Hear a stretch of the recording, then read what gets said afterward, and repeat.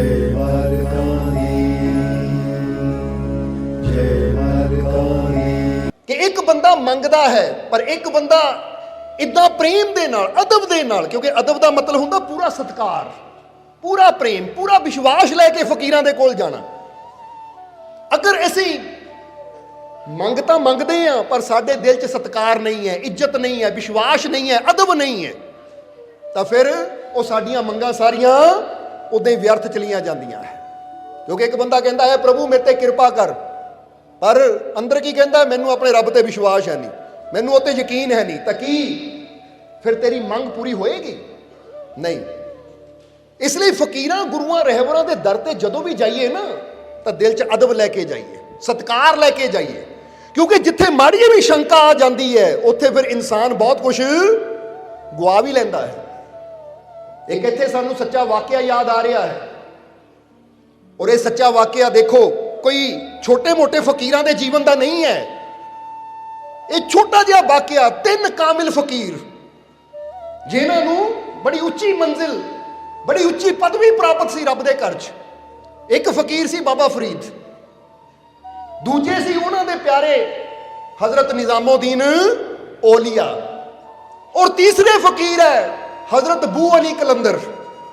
इन्हां तिन्नां फकीरां दे जीवन का वाकया जरा गौर करना, क्योंकि इन्हां चों बाबा फरीद सब तो बड़े, बड़े मतलब उम्र च भी बड़े तो रुतबे च भी बड़े।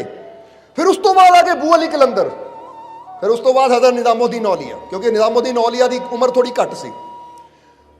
हुण जदों बाबा फरीद की सेवा करके हजरत निजामुद्दीन औलिया नूं, जिन्हां दा नाम सी मुहम्मद बिदायूं, निजामुद्दीन औलिया का पहला नाम की सी?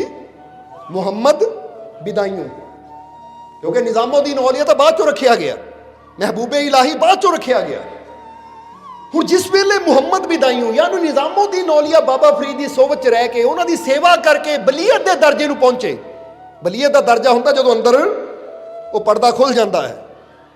हुण जदों उस मुकाम ते पहुंचे तो एक दिन बाबा फरीद ने निजामुद्दीन नूं बुलाया कि बेटा, क्योंकि प्यार ना कहते सी बेटा, क्योंकि उन्होंने सेवक सी, कि आ मेरा खत लै जा, मेरी चिट्ठी लै जा, खत यानी चिट्ठी, और ये ना जाके बू अली कलंदर नूं दे के आ।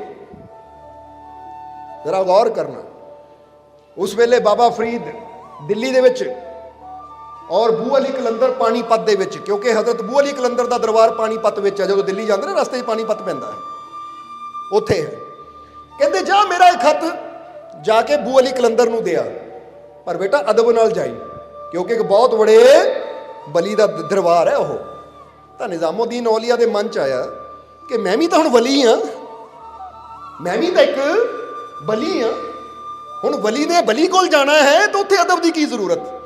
हुण अपने अंदर एक सोच लैके चले गए कि मुरशद ने मैनू भेजा तो खत लैके जाना है। जदों खत लैके बाबा फरीद की चिट्ठी लैके हजरत बू अली कलंदर के कोल पहुंचे तो हजरत बू अली कलंदर, हुण तो दरबार काफ़ी बड़ा बनिया होया है, उस वेले तो एक झौंफड़ी हुंदी सी जिस चों बह के उन्होंने हुजरा कहा जाता सी। हुजरे का मतलब हुंदा कमरा, जिथे बह के फकीर अपनी इबादत भी करते हैं तो रेस्ट भी करते, आराम भी करते हैं। हुण एक झौंफड़ी सी जिथे हजरत बू अली कलंदर रहिंदे सी। हुण जिस वेले निजामुद्दीन औलिया खत लैके जा रहे हैं तो मन दे विच आया कि मैं बाबा फरीद अपने पीरो मुरशद का खत लैके जा रहा हाँ। बाबा फरीद भी पीरां दे सुल्तान, तो मैं भी वली, जिसलिए मैं बू अली कलंदर को जाऊंगा तो मेरा बड़ा निघा स्वागत करनगे। निघा स्वागत मतलब कि एक वली नूं बली मिलण आया है। जिदा हो जाता ना कई बार बंदा कहता एक मंत्री नूं मंत्री मिलण आंदा है या एक सरपंच नूं तो बंदा स्वागत करता है। निजामुद्दीन औलिया के मन च ये भावना सी कि मेरा स्वागत होएगा। इधर हजरत बू अली कलंदर अपनी मौज बैठे हुए सी अपनी कुटिया के अंदर। हुण जदों निजामुद्दीन औलिया गए देखिया दरवाजा बंद। वो मैं तो सोचा सी दरवाजा खुला होएगा, बली है, बली सब कुछ जानते हैं, मेरा स्वागत करने वास्ते खड़े होंगे कि आ रहा निजामुद्दीन औलिया, दरवाजे ते इंतजार करते होंगे। मैं तो ये सोच के आया सी, पर यह कि इन्होंने मेरे आने की खबर ही नहीं, इन्होंने मेरे आने की खबर ही नहीं, ये किदां दे बली, दरवाजा बंद। मन च सोच आई ਪਰ ਫਿਰ ਆਪਣੇ ਮੁਰਸ਼ਦ ਦਾ ਖਤ ਪੁਜਾਣਾ ਸੀ, ਇਸ ਲਈ ਉਹਨਾਂ ਨੇ ਦਰਵਾਜ਼ਾ ਖੜਕਾ ਦਿੱਤਾ। ਜਦੋਂ ਦਰਵਾਜ਼ਾ ਖੜਕਾਇਆ, ਦਰਵਾਜ਼ਾ ਖੁੱਲਿਆ ਤਾਂ ਕੀ ਦੇਖਿਆ? ਅਬੂ ਅਲੀ ਕਲੰਦਰ ਸਾਹਮਣੇ ਬੈਠੇ ਹੈ ਤਾਂ ਇੱਕ ਔਰਤ ਨੇ ਦਰਵਾਜ਼ਾ ਖੋਲਿਆ। ਇੱਕ ਔਰਤ ਨੇ ਦਰਵਾਜ਼ਾ ਖੋਲਿਆ। ਜਦੋਂ ਦਰਵਾਜ਼ਾ ਖੋਲਿਆ ਤਾਂ ਅਬੂ ਅਲੀ ਕਲੰਦਰ ਨੇ ਬੈਠਿਆ ਕਿਹਾ ਕਿ ਹਜ਼ਰਤ, ਯਾਨੀ ਹਜ਼ਰਤ ਦਾ ਖਤ ਹੈ। ਹਜ਼ਰਤ ਯਾਨੀ ਉਹ ਇੱਜ਼ਤ ਦੇਣ ਵਾਸਤੇ, ਸਤਿਕਾਰ ਦੇਣ ਵਾਸਤੇ ਕਿ ਬਾਬਾ ਫਰੀਦ ਦਾ ਖਤ ਹੈ, ਇਹਨੂੰ ਅਦਬ ਦੇ ਨਾਲ ਪਕੜ ਕੇ ਮੇਰੇ ਕੋਲ ਲਿਆਓ ਔਰ ਦਰਵਾਜ਼ਾ ਬੰਦ ਕਰ ਦੇ। ਬੜੀ ਹੈਰਾਨੀ ਦੀ ਗੱਲ ਹੈ। ਇਹ ਤਾਂ ਬੰਦਾ ਕਹਿੰਦਾ ਜਿਹੜਾ ਖਤ ਲੈ ਕੇ ਆਇਆ ਉਹਨੂੰ ਬਿਠਾਓ, ਕੋਈ ਚਾਹ ਪਾਣੀ ਪੁੱਛੋ, ਕਿਉਂਕਿ ਐਡਾ ਵੱਡਾ ਵਲੀ ਨਿਜ਼ਾਮੁਦੀਨ ਔਲੀਆ ਆਇਆ, ਬਿਠਾ ਕੇ ਚਾਹ ਪਾਣੀ ਪੁੱਛੋ, ਕੋਈ ਸੇਵਾ ਕਰੋ। ਪਰ ਉਹਨਾਂ ਨੇ ਕਿਹਾ ਖਤ ਫੜ ਲੈ, ਦਰਵਾਜ਼ਾ ਬੰਦ ਕਰ, ਜਿਹਦਾ ਪਰਵਾਹ ਹੀ ਨਹੀਂ ਹੁੰਦੀ, ਕੋਈ ਆਮ ਬੰਦਾ ਹੁੰਦਾ ਹੈ। ਹੁਣ ਕਹਿੰਦੇ ਉਸ ਔਰਤ ਨੇ ਖਤ ਪਕੜਿਆ, ਦਰਵਾਜ਼ਾ ਬੰਦ ਕਰ ਲਿਆ। ਨਿਜ਼ਾਮੁਦੀਨ ਔਲੀਆ ਹੈਰਾਨ, ਕਮਾਲ ਦੀ ਗੱਲ ਹੈ। ਮੈਂ ਤਾਂ ਸੋਚਿਆ ਸੀ ਮੇਰਾ ਸਵਾਗਤ ਹੋਏਗਾ, ਇੱਜ਼ਤ ਸਤਿਕਾਰ ਹੋਏਗੀ, ਪਰ ਇੱਥੇ ਤਾਂ ਉਹਨਾਂ ਨੇ ਬੁਲਾਇਆ ਤੱਕ ਨਹੀਂ, ਹਾਲ ਚਾਲ ਤੱਕ ਨਹੀਂ ਪੁੱਛਿਆ, ਦੇਖਿਆ ਤੱਕ ਨਹੀਂ, ਔਰ ਦਰਵਾਜ਼ਾ ਵੀ ਮੂੰਹ ਤੇ ਬੰਦ ਕਰ ਦਿੱਤਾ। ਇਹ ਵੀ ਨਹੀਂ ਕਿਹਾ ਕਿ ਐਡੀ ਦੂਰੋਂ ਆਇਆ, ਬਿਠਾਓ, ਚਾਹ ਪਾਣੀ ਪੁੱਛੋ ਜਾਂ ਅੰਦਰ ਹੀ ਬੁਲਾਓ, ਮਿਲ ਤਾਂ ਲੈਂਦੇ, ਹਾਲ ਚਾਲ ਹੀ ਪੁੱਛ ਲੈਂਦੇ। ਔਰ ਇਹ ਕਿੱਦਾਂ ਦਾ ਫਕੀਰ? ਔਰ ਦੂਸਰੀ ਗੱਲ, ਇਹ ਫਕੀਰ ਕਿੱਦਾਂ ਦਾ? ਇੱਕ ਕੱਲੀ ਔਰਤ ਦੇ ਨਾਲ ਆਪਣੀ ਝੌਂਪੜੀ 'ਚ ਬੈਠਾ ਹੈ, ਕਿੱਦਾਂ ਦਾ ਫਕੀਰ ਹੈ? ਕਹਿੰਦੇ ਇੱਧਰ ਅਬੂ ਅਲੀ ਕਲੰਦਰ ਨੇ ਕੁਝ ਚਿੱਠੀ ਤੇ ਲਿਖਿਆ ਔਰ ਫਿਰ ਦਰਵਾਜ਼ਾ ਖੁੱਲਿਆ ਔਰ ਕਿਹਾ ਲੈ ਇਹ ਚਿੱਠੀ ਜਾ ਕੇ ਬਾਬਾ ਫਰੀਦ ਨੂੰ ਦੇ ਦੇਂ। ਹੁਣ ਕਹਿੰਦੇ ਨਿਜ਼ਾਮੁਦੀਨ ਨੇ ਚਿੱਠੀ ਪਕੜੀ ਔਰ ਲੈ ਕੇ ਬਾਬਾ ਫਰੀਦ ਨੂੰ ਚਲੇ ਗਏ, ਕਿਉਂਕਿ ਉਹ ਹੁੰਦਾ ਸੀ ਕਿ ਜੋ ਲਿਖਿਆ ਉਹੀ ਪੜ੍ਹੇ, ਜਿਹਦੇ ਵਾਸਤੇ ਹੁੰਦੀ ਉਹੀ ਪੜ੍ਹੇ। ਹੁਣ ਜਦੋਂ ਚਿੱਠੀ ਲੈ ਕੇ ਬਾਬਾ ਫਰੀਦ ਦੇ ਕੋਲ ਵਾਪਸ ਪਹੁੰਚੇ ਨਿਜ਼ਾਮੁਦੀਨ ਔਲੀਆ, ਜਿੱਥੇ ਚਿੱਠੀ ਬਾਬਾ ਫਰੀਦ ਨੇ ਪੜ੍ਹੀ ਉਹਦੇ ਅੱਖਾਂ 'ਚ ਪਾਣੀ ਆ ਗਿਆ। ਕਹਿੰਦੇ ਨਿਜ਼ਾਮੁਦੀਨ, ਉਹ ਤੈਨੂੰ ਅਬੂ ਅਲੀ ਕਲੰਦਰ ਦੇ ਦਰ ਤੇ ਕੁਝ ਲੈਣ ਭੇਜਿਆ ਸੀ ਜਾਂ ਗੁਆਣ ਭੇਜਿਆ ਸੀ? ਜਾਂ ਤੇਰੀ ਅੱਜ ਵਲੀਅਤ ਚਲੀ ਗਈ। ਕੀ ਚਲਾ ਗਿਆ? ਤੇਰੀ ਵਲੀਅਤ ਚਲੀ ਗਈ। ਔਰ ਇੰਨੀ ਗੱਲ ਕਹਿੰਦੇ ਹੀ ਜੋ ਅੰਦਰ ਆਨੰਦ ਸੀ, ਖੁਸ਼ੀ ਸੀ, ਪ੍ਰਕਾਸ਼ ਸੀ, ਉਹ ਸਾਰਾ ਖਤਮ ਹੋ ਗਿਆ। ਜਿੱਦਾਂ ਬੰਦਾ ਕਹਿੰਦਾ ਨਾ, ਇੱਕ ਹੁੰਦਾ ਗਿਆਨ ਔਰ ਇੱਕ ਹੁੰਦਾ ਸੋਝੀ ਚਲੀ ਗਈ, ਸਮਝ ਹੀ ਚਲੀ ਗਈ। ਜਿੱਦਾਂ ਬੰਦਾ ਕਹਿੰਦਾ ਬੜੀ ਵਧੀਆ ਸੋਚਣ ਸਮਝਣ ਦੀ ਸ਼ਕਤੀ ਸੀ, ਪਰ ਹੁਣ ਮੈਨੂੰ ਪਤਾ ਹੀ ਨਹੀਂ ਲੱਗਦਾ ਕੀ ਸਮਝਾਂ, ਕੀ ਸੋਚਾਂ, ਕੀ ਕਰਾਂ, ਬੁੱਧੀ ਚਲੀ ਗਈ। ਨਿਜ਼ਾਮੁਦੀਨ ਔਲੀਆ ਇਦਾਂ ਹੀ ਤਾਂ ਪੈਰਾਂ ਥੱਲੇ ਜ਼ਮੀਨ ਨਿਕਲ ਗਈ, ਕਿਉਂਕਿ ਖਾਤੇ ਕੀ ਲਿਖਿਆ ਸੀ? ਅਬੂ ਅਲੀ ਕਲੰਦਰ ਨੇ ਖਾਤੇ ਲਿਖਿਆ ਸੀ ਕਿ ਐ ਫਰੀਦ ਸਾਈਂ, ਇਹ ਤੁਹਾਡਾ ਸੇਵਕ ਹਾਲੇ ਕੱਚਾ ਹੈ, ਇਹ ਵਿਲਾਇਤ ਦੇ ਭਾਰ ਨੂੰ ਸੰਭਾਲ ਨਹੀਂ ਸਕਦਾ, ਇਸ ਲਈ ਮੈਂ ਇਹਦੇ ਕੋਲੋਂ ਵਿਲਾਇਤ ਖੋ ਰਿਹਾ ਹਾਂ, ਤੁਹਾਨੂੰ ਦੱਸ ਕੇ ਖੋ ਰਿਹਾ ਹਾਂ, ਕਿਉਂਕਿ ਹਾਲੇ ਇਸ ਲਾਇਕ ਨਹੀਂ ਹੈ ਕਿ ਬਲੀ ਬਣੇ। ਤਾਂ ਬਾਬਾ ਫਰੀਦ ਨੇ ਜਦੋਂ ਭਰਿਆ, ਅੱਖਾਂ 'ਚ ਪਾਣੀ ਵੀ ਆ ਗਿਆ। ਤਾਂ ਜਿਸਲੇ ਨਿਜ਼ਾਮੁਦੀਨ ਔਲੀਆ ਮੁਹੰਮਦ ਬਿਦਾਈਓ ਨੇ ਸੁਣਿਆ ਤਾਂ ਮੁਰਸ਼ਦ ਦੇ ਪੈਰਾਂ 'ਚ ਗਿਰ ਗਿਆ ਕਿ ਇਹ ਸਤਿਗੁਰ ਹੁਣ ਦੁਬਾਰਾ ਹੈ, ਇਹ ਕਿਰਪਾ ਕਰੋ, ਮੇਰੇ ਤੋਂ ਗਲਤੀ ਹੋ ਗਈ। ਤਾਂ ਉਸਲੇ ਬਾਬਾ ਫਰੀਦ ਕਹਿੰਦੇ ਬੇਟਾ ਇਸੇ ਲਈ ਕਿਹਾ ਕਿ ਫਕੀਰਾਂ ਦੇ ਦਰ ਤੇ ਜਾਈਏ ਤਾਂ ਅਦਬ ਦੇ ਨਾਲ ਜਾਈਏ, ਇੱਜ਼ਤ ਦੇ ਨਾਲ ਜਾਈਏ। ਜਿਹੜਾ ਹੰਕਾਰ ਲੈ ਕੇ ਗਿਆ ਸੀ ਨਾ ਮਨ 'ਚ ਕਿ ਮੈਂ ਵਲੀ, ਉਹ ਤੈਨੂੰ ਕੀ ਪਤਾ ਉਹ ਕਲੰਦਰ ਹੈ, ਉਹਦਾ ਰੁਤਬਾ, ਕਿਉਂਕਿ ਵਲੀਆਂ ਦੇ ਵੀ ਰੁਤਬੇ ਹੁੰਦੇ ਹੈ। ਜਿੱਦਾਂ ਅਸੀਂ ਕਈ ਵਾਰ ਦੱਸਿਆ ਕਿ ਹਜ਼ੂਰ ਗੌਸ ਨੂੰ ਗੌਸੇ ਆਜ਼ਮ ਕਿਉਂ ਕਿਹਾ ਜਾਂਦਾ ਹੈ, ਕਿਉਂਕਿ ਗੌਸ ਜਿਹੜਾ ਰੁਤਬਾ ਹੈ ਨਾ ਵਲੀਅਤ ਵਿੱਚ ਸਭ ਤੋਂ ਉੱਚਾ ਰੁਤਬਾ ਹੈ, ਇਸ ਲਈ ਉਸ ਤੋਂ ਅੱਗੇ ਕੋਈ ਰੁਤਬਾ ਨਹੀਂ ਹੈ ਵਲੀਆਂ ਦਾ। ਇਸ ਲਈ ਉਹ ਰੱਬ ਨੂੰ ਹਜ਼ੂਰ ਗੌਸ ਦੇ ਨਾਲ ਗੌਸੇ ਆਜ਼ਮ ਲਾਣਾ ਪਿਆ ਸੀ, ਕਿਉਂਕਿ ਜੇ ਬਾਕੀ ਗੌਸ ਹੈ ਤਾਂ ਆਜ਼ਮ ਦਾ ਮਤਲਬ ਹੈ ਜੋ ਗੌਸਾਂ ਤੋਂ ਵੀ ਵੱਡਾ ਹੈ, ਉੱਪਰ ਹੈ, ਤਾਂ ਹੀ ਉਹਨਾਂ ਨੂੰ ਪੀਰਾਨੇ ਪੀਰ ਕਿਹਾ ਗਿਆ। ਹੁਣ ਕਹਿੰਦੇ ਆ ਬਾਬਾ ਫਰੀਦ ਬੜੇ ਪਰੇਸ਼ਾਨ ਹੋਏ, ਕਹਿੰਦੇ ਜੀ ਦੁਬਾਰਾ ਮੈਨੂੰ ਵਲੀਅਤ ਦੇ ਦਿਓ, ਪਹਿਲਾਂ ਵੀ ਤੁਹਾਡੀ ਰਹਿਮਤ ਨਾਲ ਮਿਲੀ, ਹੁਣ ਵੀ। ਉਹ ਬਾਬਾ ਫਰੀਦ ਕਹਿੰਦੇ ਇਹ ਅਬੂ ਅਲੀ ਕਲੰਦਰ ਨੇ ਖੋਈ ਹੈ ਤਾਂ ਦੇ ਵੀ ਹੁਣ ਉਹੀ ਸਕਦਾ, ਕਿਉਂਕਿ ਗਲਤੀ ਤੇਰੀ ਹੈ। ਤੈਨੂੰ ਹੰਕਾਰ ਲੈ ਕੇ ਨਹੀਂ ਫਕੀਰਾਂ ਦੇ ਦਰ ਤੇ ਜਾਣਾ ਚਾਹੀਦਾ ਸੀ ਕਿ ਮੈਂ ਵਲੀ ਜਾ ਰਿਹਾ ਜਾਂ ਮੇਰਾ ਅੱਗੇ ਸਵਾਗਤ ਹੋਏਗਾ, ਮੇਰਾ ਸਤਿਕਾਰ ਹੋਏਗਾ। ਉਹ ਫਕੀਰਾਂ ਦੀ ਤਾਂ ਝਲਕ ਮਿਲ ਜਾਵੇ, ਦਰਸ਼ਨ ਮਿਲ ਜਾਣ ਤਾਂ ਉਹੀ ਇਨਸਾਨ ਵਾਸਤੇ ਬਹੁਤ ਹੁੰਦੇ ਹੈ, ਤਾਂ ਬੰਦਾ ਉੱਥੋਂ ਸਤਿਕਾਰ ਲੱਭਦਾ ਹੈ। ਕਿਉਂਕਿ ਰੱਬ ਦੇ ਘਰ 'ਚ ਜਾਣਾ ਹੋਵੇ ਤਾਂ ਸਤਿਕਾਰ ਨਹੀਂ, ਜਿੱਦਾਂ ਕਹਿੰਦੇ ਨਾ ਉਹਦੇ ਦਰ ਤੇ ਤਾਂ ਮੰਗਤਾ ਬਣ ਕੇ ਜਾਣਾ ਪੈਂਦਾ, ਕੂਕਰ ਬਣ ਕੇ ਜਾਣਾ ਪੈਂਦਾ ਹੈ। ਫਿਰ ਜਾ ਕੇ ਆਸ਼ਿਕ ਜਿਹੜਾ ਹੈ ਨਾ, ਆਸ਼ਿਕ ਜਦੋਂ ਜਾਂਦਾ ਹੈ ਉਹ ਤਾਂ ਆਪਣਾ ਦਿਲ ਵਿਛਾ ਕੇ ਜਾਂਦਾ ਹੈ, ਉਹ ਇਹ ਸੋਚ ਕੇ ਨਹੀਂ ਜਾਂਦਾ ਕਿ ਫੁੱਲਾਂ ਦੇ ਹਾਰ ਮਿਲਣਗੇ। ਉਹ ਕਹਿੰਦਾ ਉੱਥੇ ਜਾ ਕੇ ਚਮੜੀ ਵੀ ਉਤਰਦੀ ਹੈ ਤਾਂ ਉਹ ਵੀ ਉਤਾਰਨ ਨੂੰ ਤਿਆਰ ਹੈ, ਬਸ ਉਹਦੀ ਝਲਕ ਮਿਲ ਜਾਵੇ ਮਹਿਬੂਬ ਦੀ। ਤਾਂ ਹੀ ਤਾਂ ਕਹਿੰਦੇ ਨਾ ਫਕੀਰ ਦੀ ਨਜ਼ਰ 'ਚ ਆਉਣਾ ਵੀ ਬਹੁਤ ਬੜੀ ਗੱਲ ਹੈ। ਇੱਕ ਬੜਾ ਪਿਆਰਾ ਸ਼ਬਦ ਹੈ ਕਿ ਅੱਖ ਅੱਖ ਦੇ ਵਿੱਚ ਵੀ ਫਰਕ ਹੁੰਦਾ, ਅੱਖ ਅੱਖ ਦੇ ਵਿੱਚ ਵੀ ਫਰਕ ਹੁੰਦਾ। ਇੱਕ ਜ਼ਾਲਿਮ ਤੇ ਇੱਕ ਫਕੀਰ ਦੀ ਅੱਖ, ਜਰਾ ਗੌਰ ਕਰਨਾ। ਇੱਕ ਜ਼ਾਲਮ ਦੀ ਅੱਖ ਹੁੰਦੀ ਹੈ ਔਰ ਇੱਕ ਹੁੰਦੀ ਹੈ ਫਕੀਰ ਦੀ ਅੱਖ। ਇਸ ਲਈ ਕਹਿੰਦੇ ਅੱਖ ਅੱਖ ਦੇ ਵਿੱਚ ਵੀ ਫਰਕ ਹੁੰਦਾ। ਇੱਕ ਜ਼ਾਲਿਮ ਤੇ ਇੱਕ ਫਕੀਰ ਦੀ ਅੱਖ, ਲੱਖਾਂ ਜ਼ੁਲਮ ਕਰਦੀ ਅੱਖ ਜ਼ਾਲਮਾਂ ਦੀ, ਕਰਦੀ ਰਹਿਮਤ ਹੈ ਸਦਾ ਫਕੀਰ ਦੀ ਅੱਖ। ਲੱਖਾਂ ਜ਼ੁਲਮ ਕਰਦੀ ਅੱਖ ਜ਼ਾਲਮਾਂ ਦੀ, ਕਰਦੀ ਰਹਿਮਤ ਸਦਾ ਹੈ ਫਕੀਰ ਦੀ ਅੱਖ। ਇੱਕ ਅੱਖ دیਵਾਨਿਆਂ ਕਰੇ ਚੋਰੀ, ਇੱਕ ਅੱਖ دیਵਾਨਿਆਂ ਕਰੇ ਚੋਰੀ, ਚੋਰੋਂ ਕੁਤਬ ਕਰਦੀ ਦਸਤਗੀਰ ਦੀ ਅੱਖ।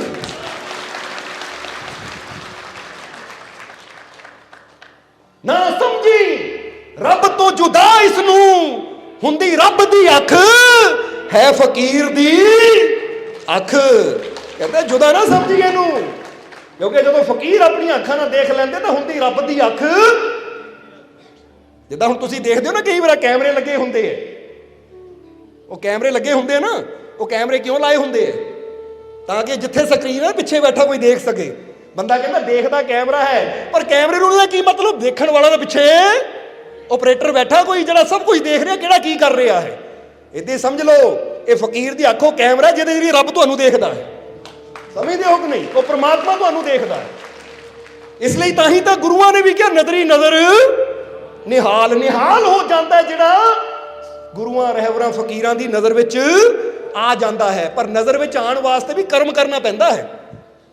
ਨਜ਼ਰ ਚ ਆਉਂਦਾ ਕੌਣ ਹੈ? ਹੁਣ ਜ਼ਰਾ ਗੌਰ ਕਰਨਾ। ਤੁਸੀਂ ਇੱਕ ਰੇਲਵੇ ਸਟੇਸ਼ਨ ਤੇ ਜਾਂਦੇ ਹੋ, ਜਾਂ ਤੁਸੀਂ ਕਿਸੇ ਮੇਲੇ 'ਚ ਜਾਂਦੇ ਹੋ, ਜਾਂ ਕਿਸੇ ਬੱਸ ਸਟੈਂਡ ਤੇ ਜਾਂਦੇ ਹੋ, ਕਿੰਨੇ ਲੋਕ ਤੁਹਾਡੀਆਂ ਨਜ਼ਰਾਂ ਮੋੜਦੀ ਘੁੰਮਦੇ ਆ?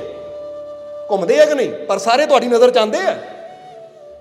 ਹਜ਼ਾਰਾਂ ਹੀ ਲੋਕ ਗੁਜ਼ਰ ਜਾਂਦੇ ਐ, ਹਜ਼ਾਰਾਂ ਲੋਕ ਤੁਹਾਡੇ ਮੂਹਰੇ ਆਉਂਦੇ ਐ, ਚਲੇ ਜਾਂਦੇ ਐ। ਤੁਸੀਂ ਕਿਸੇ ਦੁਕਾਨ ਤੇ ਜਾਂਦੇ ਹੋ, ਉੱਥੇ ਕੁਝ ਖਰੀਦਦੇ ਹੋ, ਤਾਂ ਕਿੰਨੇ ਲੋਕ ਗਾਹਕ ਹੋਰ ਵੀ ਖੜੇ ਹੁੰਦੇ ਆ, ਪਰ ਤੁਹਾਡੀ ਨਜ਼ਰ 'ਚ ਕੋਈ ਨਹੀਂ ਆਂਦਾ। ਤੁਹਾਡੀ ਨਜ਼ਰ 'ਚ ਕੌਣ ਆਂਦਾ ਹੈ? ਤੁਹਾਡੀ ਨਜ਼ਰ 'ਚ ਉਹ ਆਂਦਾ ਜਿਹੜਾ ਕੁਝ ਖਾਸ ਕਰੇ, ਕੁਝ ਅੱਛਾ ਕਰੇ। ਸਮਝਦੇ ਹੋ ਕਿ ਨਹੀਂ? ਕਿਉਂਕਿ ਪਰਮਾਤਮਾ ਦੀ ਜਾਂ ਫਕੀਰਾਂ ਦੀ ਨਜ਼ਰ 'ਚ ਆਉਣ ਵਾਸਤੇ ਵੀ ਸਾਨੂੰ ਕੁਝ ਖਾਸ ਕਰਨਾ ਪੈਣਾ ਹੈ। ਜਿੱਦਾਂ ਹਜ਼ਰਤ ਅਲੀ ਕਹਿੰਦੇ ਸੀ ਨਾ, ਇੱਥੇ ਹਜ਼ਰਤ ਅਲੀ ਦਾ ਬੜਾ ਪਿਆਰਾ ਇੱਕ ਸ਼ਬਦ ਹੈ ਕਿ ਕਾਮਯਾਬੀ, ਕਿਉਂਕਿ ਉਹਨਾਂ ਨੇ ਤਾਂ ਅਰਬੀ 'ਚ ਕਿਹਾ, ਪਰ ਅਸੀਂ ਇੱਥੇ ਉਹਦਾ ਅਨੁਵਾਦ ਕਰ ਰਹੇ ਹਾਂ ਹਿੰਦੀ 'ਚ। ਉਹ ਕਹਿੰਦੇ ਕਾਮਯਾਬੀ, खुशी, सेहत और रहमत कभी किसी का इंतजार नहीं करती। जरा हुण गौर करना, कुछ चीज़ां उन्होंने कही, चाहे साडी सेहत है, चाहे कामयाबी है, चाहे खुशी है, चाहे रब दी रहमत है, ये कभी किसी का इंतजार नहीं करती। वो कहते ये चीज़ां ना, जे रहमत नूं हासिल करना है, अच्छी सेहत पानी है, कामयाबी पानी है, सफलता पानी है, खुशियां पानियां है, तो ये चीज़ किसी का इंतजार नहीं करती कि मैं खड़ी हाँ तो कोई आके मैनू ले जाए। बोलो समझते हो कि नहीं? अगर इनको पाना है तो, अगर इनको पाना है तो तुम्हें कोशिश करनी पड़ेगी। कोशिश करो और इनको हासिल कर लो, यही है इनको पाने का राज। समझ आई कि नहीं? लाइन तो छोटी जी है, पर इहदे च इशारा बहुत बड़ा है। हुण फर्ज करो बंदा कहता मेरे मालिक मैनू तेरी रहमत चाहिए है, तो की रहमत किते साडा इंतजार कर रही है कि असीं चल के जावांगे मिल जाएगी? कहते नहीं, तू ऐसा कर्म कर, कुछ अच्छाई कर, कुछ नेकी कर, अपने मालिक का चाहे सिमरन कर, चाहे कोई अच्छा कर्म कर, क्योंकि जदों तू रहमत की खोज में जाएगा तो तेनू की पता रहमत कित्थे है। पर जदों तू कुछ अच्छा करेगा, वो करेगा कि तू रब दी नजरां चाहेगा, फकीरां दी नजरां चाहेगा, तो तू जिथे भी होएगा रहमत खुद चल के तेरे तक आ जाएगी। इसलिए ये वास्ते कोशिश करनी पैंदी है। समझ रहे हो कि नहीं? क्योंकि ये कोई इदा नहीं है कि जिद्दां बंदा कहता सूरज अपने आप ही चढ़ जाना, मैनू कोई कोशिश करने की जरूरत नहीं, मैं बैठा हाँ चाहे सो जावां बेहोश होवां, सूरज चढ़ जाना, रोशनी मिल जानी है। या होर बहुत चीज़ां इदां दियां है, चाहे बरसात कह लो, चाहे सूरज का चढ़ना कह लो, रात का कह लो, दिन का कह लो, मौसम कह लो, इत्थे बंदे की कोशिश की लोड़ नहीं है। हुण तुसीं चाहे सुत्ते होवो, जागदे होवो, सूरज ने चढ़ना है, डुब जाना, रात आनी है, दिन आ जाना है। पर जे सानू रहमत चाहिदी है तो वह सानू इदां नहीं मिल जानी, उहदी खातर सानू कुछ ਕਰਨਾ ਪੈਣਾ ਹੈ। ਇਸ ਲਈ ਆਪਣੇ ਆਪ ਨੂੰ ਪੁੱਛੋ ਕਿ ਮੈਂ ਰਹਿਮਤ ਮੰਗਦਾ ਤਾਂ ਹਾਂ ਕਿ ਮੇਰੇ ਮਾਲਿਕ ਮੈਨੂੰ ਤੇਰੀ ਰਹਿਮਤ ਚਾਹੀਦੀ ਹੈ, ਪਰ ਮੈਂ ਰਹਿਮਤ ਨੂੰ ਹਾਸਲ ਕਰਨ ਵਾਸਤੇ ਕਰਮ ਕੀ ਕਰਦਾ। ਸਭ ਤੋਂ ਪਹਿਲਾਂ ਸਵਾਲ ਪੁੱਛਣਾ ਆਪਣੇ ਆਪ ਨੂੰ। ਇਸ ਲਈ ਇੱਥੇ ਉਹਨਾਂ ਨੇ ਹਜ਼ਰਤ ਅਲੀ ਨੇ 3-4 ਚੀਜ਼ਾਂ ਜੋੜੀਆਂ ਹੈ। ਇਹਦੇ 'ਚ ਕਾਮਯਾਬੀ ਵੀ ਉਹਨਾਂ ਨੇ ਕਿਹਾ ਹੈ, ਸਿਹਤ ਵੀ ਕਿਹਾ ਹੈ, ਖੁਸ਼ੀ ਵੀ ਕਿਹਾ ਹੈ ਔਰ ਰੱਬ ਦੀ ਰਹਿਮਤ ਵੀ ਕਿਹਾ ਹੈ। ਪਰ ਅਸੀਂ ਕਹਾਂਗੇ ਇਹਦੇ ਨਾਲ ਨਾਲ ਹੋਰ ਬਹੁਤ ਚੀਜ਼ਾਂ ਹੈ। ਅਗਰ ਇਨਸਾਨ ਉਹ ਵੀ ਇਹਦੇ ਨਾਲ ਜੋੜ ਦੇਵੇ ਤਾਂ ਫਿਰ ਪਤਾ ਲੱਗਦਾ ਕਿ ਵਾਕਿਆ ਹੀ ਅਗਰ ਪ੍ਰੇਮ ਚਾਹੀਦਾ ਹੈ, ਇੱਜ਼ਤ ਚਾਹੀਦੀ ਹੈ, ਸਤਿਕਾਰ ਚਾਹੀਦਾ ਹੈ ਤਾਂ ਉਹਦੇ ਵਾਸਤੇ ਵੀ ਕੁਛ ਨਾ ਕੁਛ ਸਾਨੂੰ ਕੋਸ਼ਿਸ਼ ਕਰਨੀ ਪੈਣੀ ਹੈ। ਸਮਝਦੇ ਹੋ ਕਿ ਨਹੀਂ? ਹੁਣ ਫਰਜ਼ ਕਰੋ ਅੱਜ 11ਵੀਂ ਰੋਜ਼ ਦਾ ਦਿਨ ਹੈ, ਸਤਸੰਗ ਚੱਲ ਰਿਹਾ ਹੈ, ਤੁਸੀਂ ਕੋਸ਼ਿਸ਼ ਕੀਤੀ, ਦਰਬਾਰ ਤੱਕ ਆ ਗਏ ਤੇ ਇਹਦਾ ਮਤਲਬ ਨਜ਼ਰ 'ਚ ਆ ਗਏ ਤੁਸੀਂ। ਤਾਂ ਜਿਨ੍ਹਾਂ ਨੇ ਕੋਸ਼ਿਸ਼ ਹੀ ਨਹੀਂ ਕੀਤੀ, ਜੋ ਘਰੇ ਹੀ ਬੈਠੇ ਰਹਿ ਗਏ, ਹੁਣ ਉਹ ਘਰ ਬੈਠੇ ਕਹਿਣਗੇ ਮਾਲਕੋ ਰਹਿਮਤ ਕਰ ਦਿਓ, ਤਾਂ ਮਾਲਕ ਨੇ ਕਹਿਣਾ ਮੈਂ ਤਾਂ ਰਹਿਮਤ ਦਾ ਦਰਵਾਜ਼ਾ ਖੋਲਿਆ ਸੀ, ਪਰ ਤੂੰ ਹੀ ਦਰਵਾਜ਼ੇ ਤੱਕ ਨਹੀਂ ਆਇਆ, ਤੂੰ ਘਰੇ ਬੈਠਾ ਰਹਿ ਗਿਆ। ਤੂੰ ਚੁਣਾਵ ਕੀਤਾ, ਘਰ ਬੈਠਣ ਦਾ ਚੁਣਾਵ ਕੀਤਾ, ਕਿਤੇ ਹੋਰ ਜਾਣ ਦਾ। ਇੱਧਰ ਮੇਰੀ ਰਹਿਮਤ ਦਾ ਦਰਵਾਜ਼ਾ ਖੁੱਲਾ ਸੀ, ਤੂੰ ਦੌੜਦਾ ਕਿਤੇ ਹੋਰ ਸੀ। ਤਾਂ ਦੋਸ਼ ਮੇਰਾ ਨਹੀਂ ਹੈ, ਦੋਸ਼ ਤੇਰਾ ਹੈ, ਕਿਉਂਕਿ ਤੂੰ ਹੀ ਮੇਰੇ ਰਹਿਮਤ ਦੇ ਘਰ ਤੱਕ ਨਹੀਂ ਪਹੁੰਚਿਆ, ਮੈਂ ਤਾਂ ਰਹਿਮਤ ਲੈ ਕੇ ਬੈਠਾ ਸੀ। ਸਮਝਦੇ ਹੋ ਕਿ ਜਦੋਂ ਅਸੀਂ ਫਕੀਰਾਂ ਵੱਲ ਚੱਲ ਕੇ ਜਾਂਦੇ ਆ, ਗੁਰੂਆਂ ਰਹਿਬਰਾਂ ਵੱਲ ਚੱਲ ਕੇ ਜਾਂਦੇ ਆ, ਪਵਿੱਤਰ ਅਸਥਾਨਾਂ ਤੇ ਚੱਲ ਕੇ ਜਾਂਦੇ ਆ, ਜਾਂ ਅਸੀਂ ਇਹਨਾਂ ਹੱਥਾਂ ਨਾਲ ਕੋਈ ਦਾਨ ਪੁੰਨ ਦਾ ਕੰਮ, ਸੇਵਾ ਦਾ ਕੰਮ ਕਰਦੇ ਆ, ਨੇਕੀ ਦਾ ਕੰਮ ਕਰਦੇ ਆ, ਅੱਛਾਈ ਦਾ ਕੰਮ ਕਰਦੇ ਆ, ਤਾਂ ਸਮਝ ਲਓ ਅਸੀਂ ਉਹ ਕਰਮ ਕਰ ਰਹੇ ਆ ਜਿਹਦੇ ਨਾਲ ਉਹਦੀ ਰਹਿਮਤ ਸਾਡੇ ਤੱਕ ਕਹਿ ਦਿਓ ਪਹੁੰਚੇਗੀ।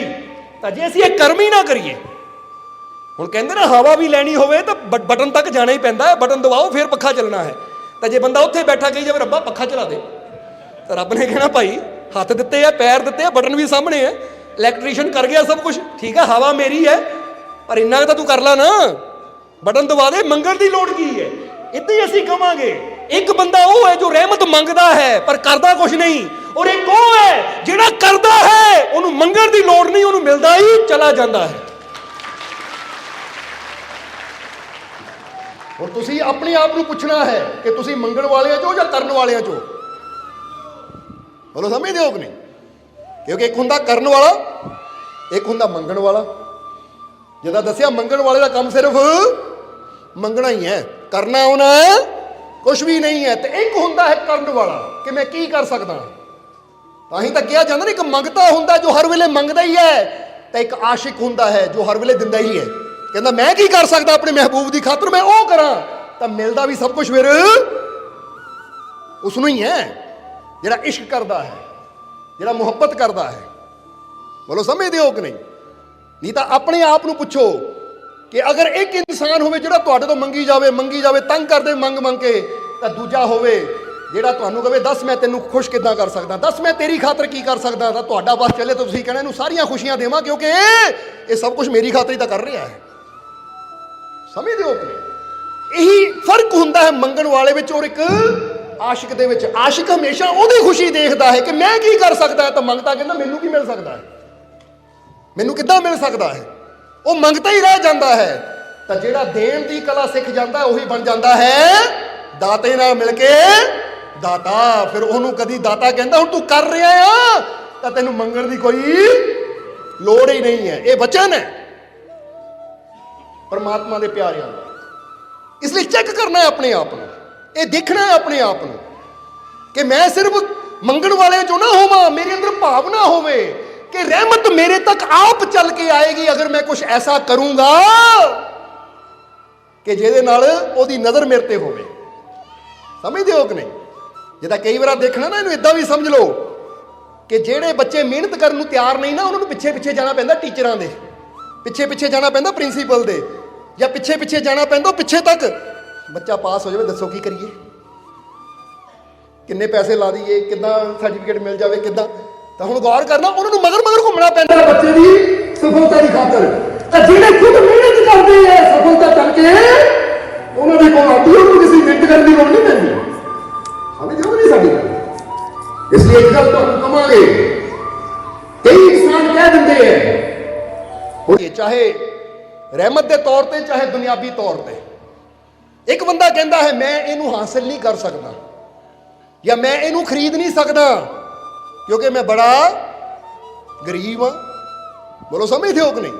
ਹੁਣ ਜਦੋਂ ਅਸੀਂ ਕਹਿੰਦੇ ਮੈਂ ਇਹਨੂੰ ਹਾਸਲ ਨਹੀਂ ਕਰ ਸਕਦਾ, ਮੈਂ ਇਹਨੂੰ ਖਰੀਦ ਨਹੀਂ ਸਕਦਾ, ਤਾਂ ਅਸੀਂ ਕੀ ਆਪਣੇ ਆਪ ਨੂੰ ਸਾਬਿਤ ਕਰਦੇ ਕਿ ਮੈਂ ਬੜਾ ਕਮਜ਼ੋਰ ਹਾਂ, ਮੈਂ ਬੜਾ ਲਾਚਾਰ ਹਾਂ, ਮੈਂ ਬੜਾ ਕਮਜ਼ੋਰ ਹਾਂ, ਮੈਂ ਬੜਾ ਲਾਚਾਰ ਹਾਂ।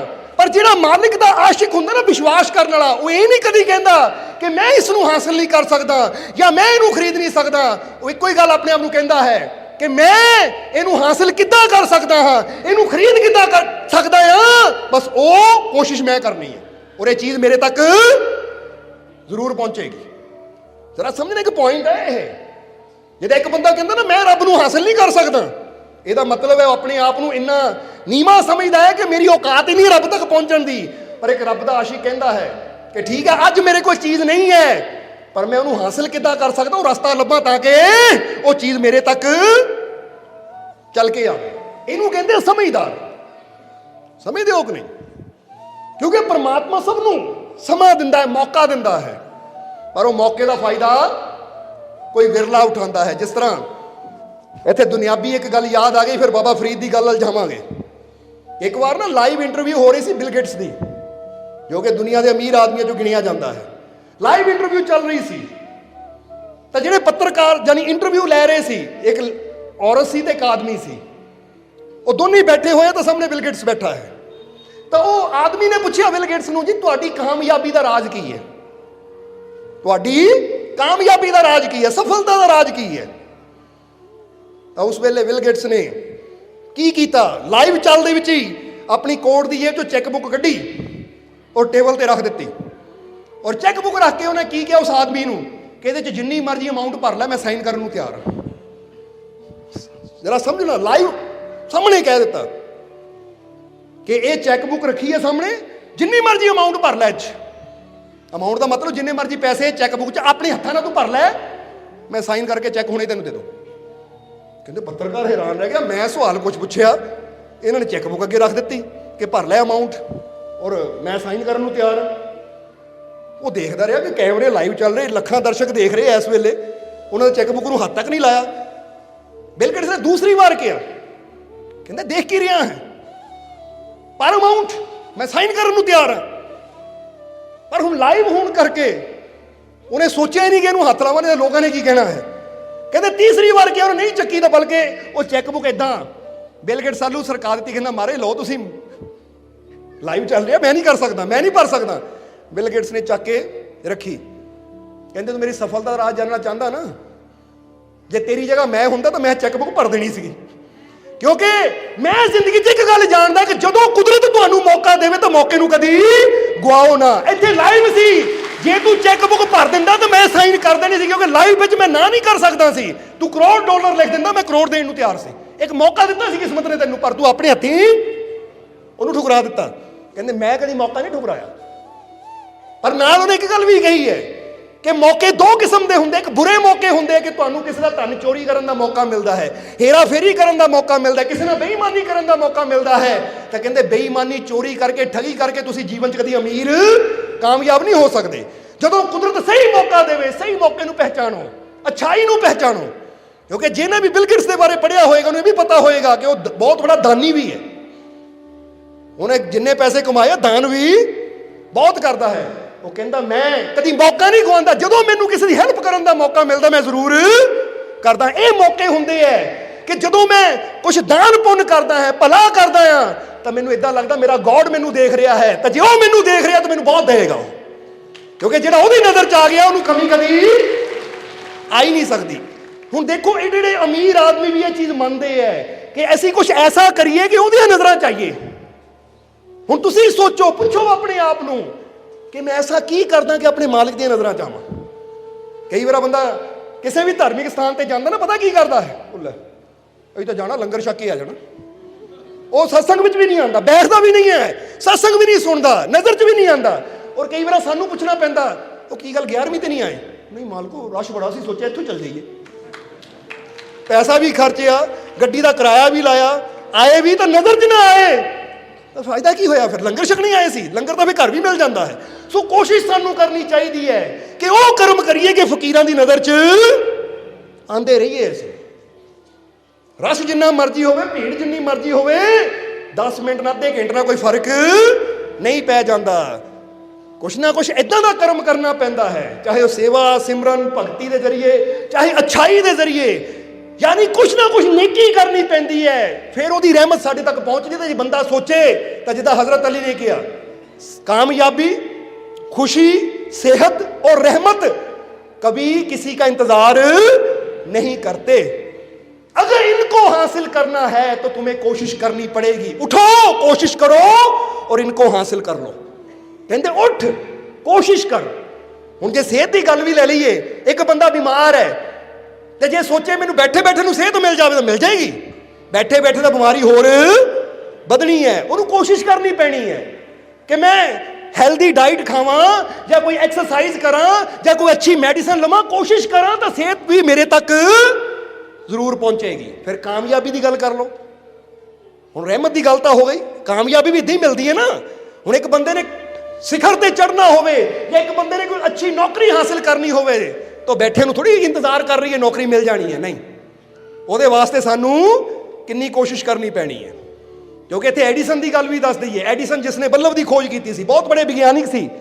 एक दिन किसी ने उन्होंने सफलता का राज पूछया, जिद्दां बिल गेट्स नूं पूछया ना, उन्होंने दस्सिया मैं मौका कदी गवांदा नहीं है, जिथे कुछ अच्छा करने का मौका मिलता मैं जरूर करता हाँ। फिर ही मैं ओहदियां नज़रां च आंदा है। अच्छा, अज तो एक पॉइंट तुसीं भी नोट कर लेना कि जदों भी जीवन च मैनूं कुछ अच्छा करने का मौका मिले तो वह मैं जरूर करा।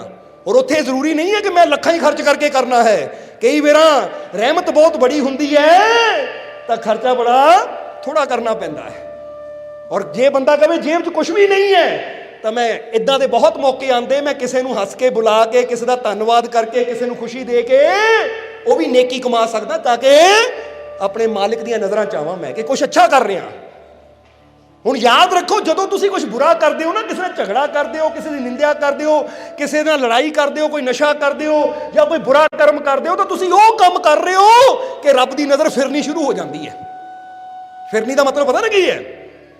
फिरन दी मतलब रब नज़र घुमा लांदा कि मेरी रहमत के लायक है ही नहीं। जिद्दां बू अली कलंदर ने खोली बलैयत और की लिखिया बाबा फरीद नूं कि तुहाडा ये प्यार जिहड़ा सेवक है ना, ये बलायत के लायक नहीं है। क्योंकि इहदे अंदर की है, किसी निजामुद्दीन औलिया के अंदर पहला की ख्याल आया कि मैनू सन्मान नहीं मिलिया, मैनू सन्मान मिले। वो फकीरां दे दर ते रहमत लैण जाईदा, सन्मान लैण नहीं जाईदा। सन्मान लेना ना तो फिर वो कर जाओ जिथे लगे कि लै बई इत्थे अगे आ गया स्वागत होना है, तेल चो के अंदर नगाना है, तो आंदियां नूं चादरां विछियां होणीआं है। तो हुण गुरु घर च आंदियां तो टाटां ते बैठना पैंदा है, हत्थ ते रोटी रख के भी खानी पैंदी है, क्योंकि उत्थे असीं सन्मान लैण नहीं, अपने मालिक दियां खुशियां लैण आए हैं, रहमतां लैण आए हैं। इसलिए जदों गल रहमतां दी आंदी है तो फिर ये नहीं देखिया जाता कि अगे स्वागत होया या नहीं होया। फिर तो बंदा कहता झलक मिल गई ना, नज़र च आ गया। यही मेरा सब तो बड़ा सन्मान है कि अपने मालिक की नज़र च आ गया, उसकी नज़र मेरे ते पै गई। इसलिए रब नज़र फेर लैंदा है। तां ही तां आंदा है ना नज़र दे बारे। एक बड़ा प्यारा बड़े मालिक भी दसदे हुंदे सी एक शेर दे अंदर कि नजरें ऊंची की तो दुआ बन गई, नजरें नीची की तो हया बन गई, नजरें तिरछी की तो अदा बन गई, और नजरें फेर ली तो कज़ा बन गई। कज़ा का मतलब होता मृत्यु, सब कुछ गया। वो इशारा करते हैं कि नजरें ऊंची की तो दुआ बन गई, क्योंकि जो दुआ करता ना अख उच्ची होंगी है। ये तुम दुआ करते हैं अखा उपर चल जाती। उपर का मतलब है रब किते अंदर उच्ची जगह बैठा है, और जो उन्होंने पाना तो तेनों भी उच्चे कर्म करने पैने, अपनी सोच को उच्चा करना पैना, फिर ही उत्थे पहुंचेगा। गिरी हुई सोच को लैके तू कभी परमात्मा तक नहीं जा सकता, क्योंकि परमात्मा बड़ी उच्ची जगह बैठा है। समझ दो नहीं?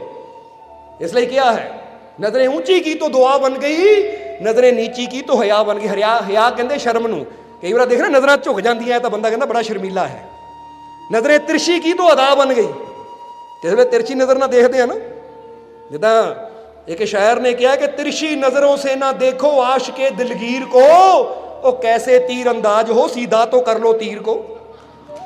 समझ दो तो तिरछी नजर ना की देख रही है, निशाना भी लाना तो अखां दा तीर सीधा करके, पर ये मुर्शद दी नजरां दे भी तीर हुंदे जो साडे दिल नूं चीरदे चले जांदे, इश्क नाल भेददे चले जांदे।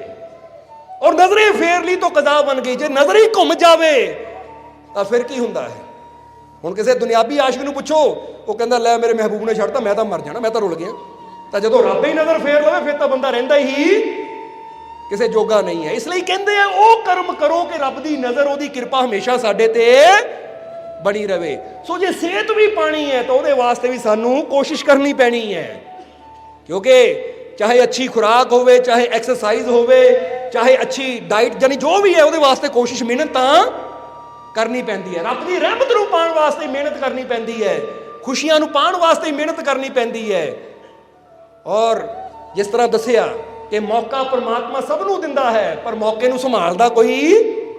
ਇਸ ਲਈ ਹੀ ਕਹਾਂਗੇ ਤੁਸੀਂ ਕਰਮਾਂ ਵਾਲੇ ਹੋ ਜਿਨ੍ਹਾਂ ਨੇ ਅੱਜ ਇਹ ਮੌਕੇ ਨੂੰ ਸੰਭਾਲ ਲਿਆ, ਕਿਉਂਕਿ ਅੱਜ ਪਹੁੰਚ ਗਏ ਨਾ।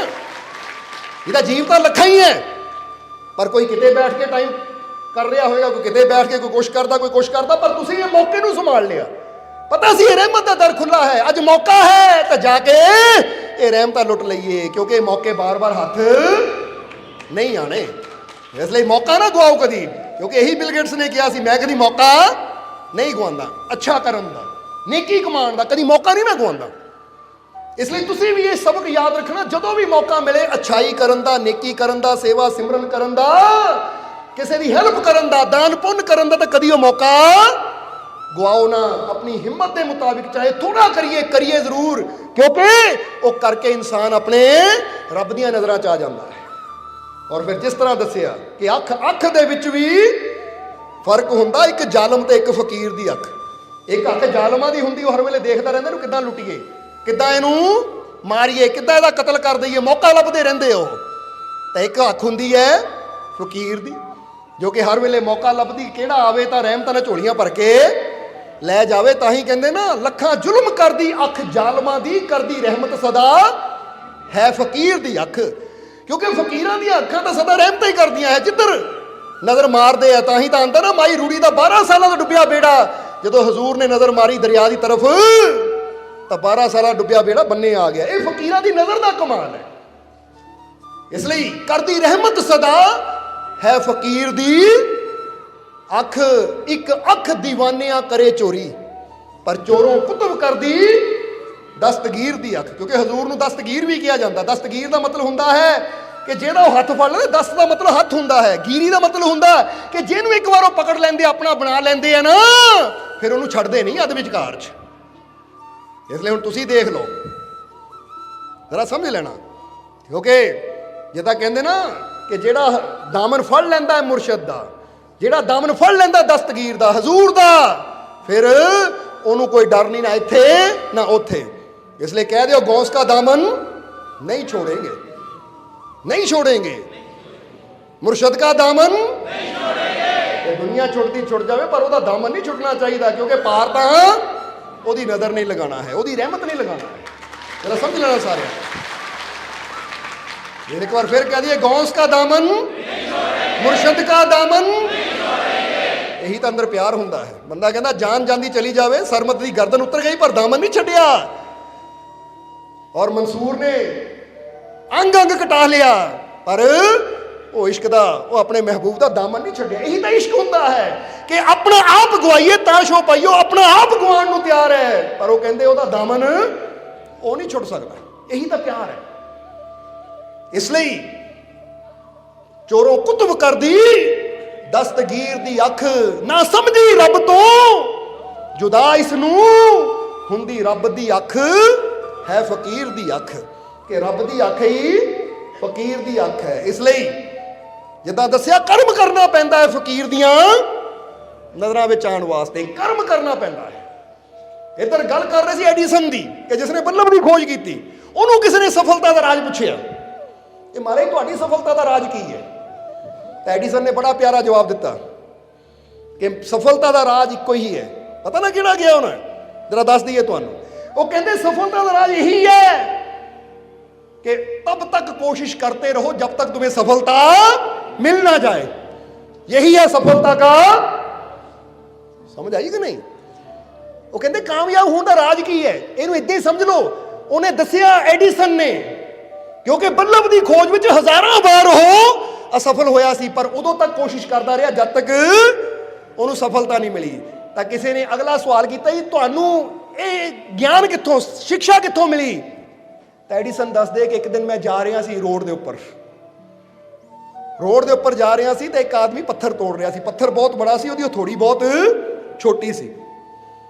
ਤਾਂ ਜਦੋਂ ਹਥੌੜੀ ਤੇ ਮਾਰ ਰਿਹਾ ਸੀ ਤਾਂ ਮੈਂ ਸਵੇਰੇ ਸਵੇਰੇ ਸੈਰ ਕਰ ਰਿਹਾ ਸੀ, ਤਾਂ ਮੈਂ ਉਹਨੂੰ ਪੁੱਛਿਆ, ਕਮਾਲ ਦੀ ਗੱਲ ਹੈ, ਤੇਰੀ ਹਥੌੜੀ ਬੜੀ ਛੋਟੀ ਹੈ, ਪੱਥਰ ਬਹੁਤ ਬੜਾ ਹੈ, ਇਹ ਕਿੱਦਾਂ ਟੁੱਟੇਗਾ ਛੋਟੀ ਜਿਹੀ ਹਥੌੜੀ ਨਾਲ? ਤਾਂ ਉਸ ਲਈ ਉਹ ਮੁਸਕਰਾ ਕੇ ਮਜ਼ਦੂਰ ਬੋਲਿਆ, ਕਹਿੰਦੇ ਸਰ ਖੜੇ ਹੋਵੋ, ਮੈਂ ਹੁਣੇ ਦੱਸਦਾ ਕਿੱਦਾਂ ਟੁੱਟਦਾ ਹੈ। ਕਹਿੰਦੇ ਠੱਕ ਠੱਕ ਠੱਕ ਠੱਕ ਠੱਕ ਸੱਟਾਂ ਮਾਰਦਾ ਜਾ ਰਿਹਾ। ਤਾਂ ਮੈਂ ਜਦੋਂ ਦੇਖਿਆ ਕਿ 10-15 ਮਿੰਟ ਹੋ ਗਏ, ਪੁੱਛਿਆ ਕਦੋਂ ਟੁੱਟੇਗਾ? ਉਹ ਕਹਿੰਦਾ ਜੀ ਇਹ ਤਾਂ ਮੈਨੂੰ ਪਤਾ ਨਹੀਂ। ਫਿਰ ਕਹਿੰਦੇ ਪ੍ਰਯਾਸ ਕਿੰਨੀ ਦੇਰ ਤੱਕ ਕਰੇਗਾ? ਉਹ ਕਹਿੰਦਾ ਉਦੋਂ ਤੱਕ ਜਦੋਂ ਤੱਕ ਟੁੱਟ ਨਾ ਜਾਵੇ। ਗੌਰ ਕਰ, ਕਹਿੰਦਾ ਪਹਿਲਾਂ ਪੁੱਛਿਆ ਕਦੋਂ ਟੁੱਟੇਗਾ? ਕਹਿੰਦਾ ਮੈਨੂੰ ਪਤਾ ਨਹੀਂ। ਤੂੰ ਕੋਸ਼ਿਸ਼ ਕਦੋਂ ਤੱਕ ਕਰੂੰਗਾ? ਕਹਿੰਦਾ ਉਦੋਂ ਤੱਕ ਜਦੋਂ ਤੱਕ ਟੁੱਟ ਨਾ ਜਾਵੇ, ਚਾਹੇ ਸ਼ਾਮ ਹੋ ਜਾਵੇ। ਐਡੀਸਨ ਕਹਿੰਦਾ ਮੈਂ ਕਿਹਾ ਮੇਰੇ ਕੋਲ ਇੰਨਾ ਟਾਈਮ ਹੈ ਨਹੀਂ ਕਿ ਮੈਂ ਸ਼ਾਮ ਤੱਕ ਇੰਤਜ਼ਾਰ ਕਰਾਂ, ਮੈਂ ਸੈਰ ਨੂੰ ਜਾ ਰਿਹਾ। ਜਦੋਂ ਵਾਪਸ ਆਇਆ ਤਾਂ ਉਹਨਾਂ ਆਵਾਜ਼ ਮਾਰੀ, ਸਰ ਦੇਖੋ ਪੱਥਰ ਟੁੱਟ ਗਿਆ। ਕਹਿੰਦੇ ਉਸ ਵੇਲੇ ਮੈਨੂੰ ਗਿਆਨ ਹੋਇਆ ਕਿ ਪੱਥਰ ਚਾਹੇ ਰੁਕਾਵਟ ਚਾਹੇ ਜਿੱਡੀ ਮਰਜ਼ੀ ਬੜੀ ਹੋਵੇ, ਅਸਫਲਤਾ ਚਾਹੇ ਜਿੱਡੀ ਮਰਜ਼ੀ ਬੜੀ ਹੋਵੇ, ਪਰ ਜੇ ਸਫਲ ਹੋਣਾ ਹੈ ਤੇ ਇੱਕੋ ਹੀ ਰਾਜ ਹੈ ਸਫਲਤਾ ਦਾ ਕਿ ਉਦੋਂ ਤੱਕ ਕੋਸ਼ਿਸ਼ ਕਰਦੇ ਜਾਓ ਜਦ ਤੱਕ ਤੁਹਾਨੂੰ ਸਫਲਤਾ ਮਿਲ ਨਾ ਜਾਵੇ। ਇੱਕ ਬੱਚਾ ਪਾਸ ਹੋਣਾ ਚਾਹੁੰਦਾ ਹੈ, ਚਾਹੇ ਆਈਲੈਟਸ ਹੋਵੇ ਚਾਹੇ ਪੇਪਰ ਹੁਣ ਕੁਝ ਵੀ ਹੋਵੇ, ਤਾਂ ਇਹ ਨਾ ਸੋਚੇ ਹਾਏ ਇੱਕ ਵਾਰ ਫੇਲ ਹੋ ਗਿਆ ਮੈਂ ਕੋਸ਼ਿਸ਼ ਕਰਦੇ ਜਾਣਾ ਜਦ ਤੱਕ ਸਫਲਤਾ ਮਿਲ ਨਾ ਜਾਵੇ। ਔਰ ਜਦੋਂ ਸਫਲਤਾ ਦੀ ਸੋਚ ਲੈ ਕੇ ਅਸੀਂ ਚੱਲ ਪਈਏ ਨਾ, ਤਾਂ ਫਿਰ ਇੱਕ ਗੱਲ ਯਾਦ ਰੱਖੋ, ਸਫਲਤਾ ਮਿਲਦੀ ਵੀ ਜ਼ਰੂਰ ਹੈ, ਕਿਉਂਕਿ ਹਿੰਮਤ ਮਰਦਾ ਮਦਦੇ ਖੁਦਾ। ਰੱਬ ਵੀ ਉਹਨਾਂ ਦੀ ਮਦਦ ਕਰਦਾ ਹੈ ਜਿਹੜੇ ਮਿਹਨਤ ਕਰਨ ਨੂੰ ਤਿਆਰ ਹੈ। ਸਮਝਦੇ ਹੋ ਕਿ ਨਹੀਂ?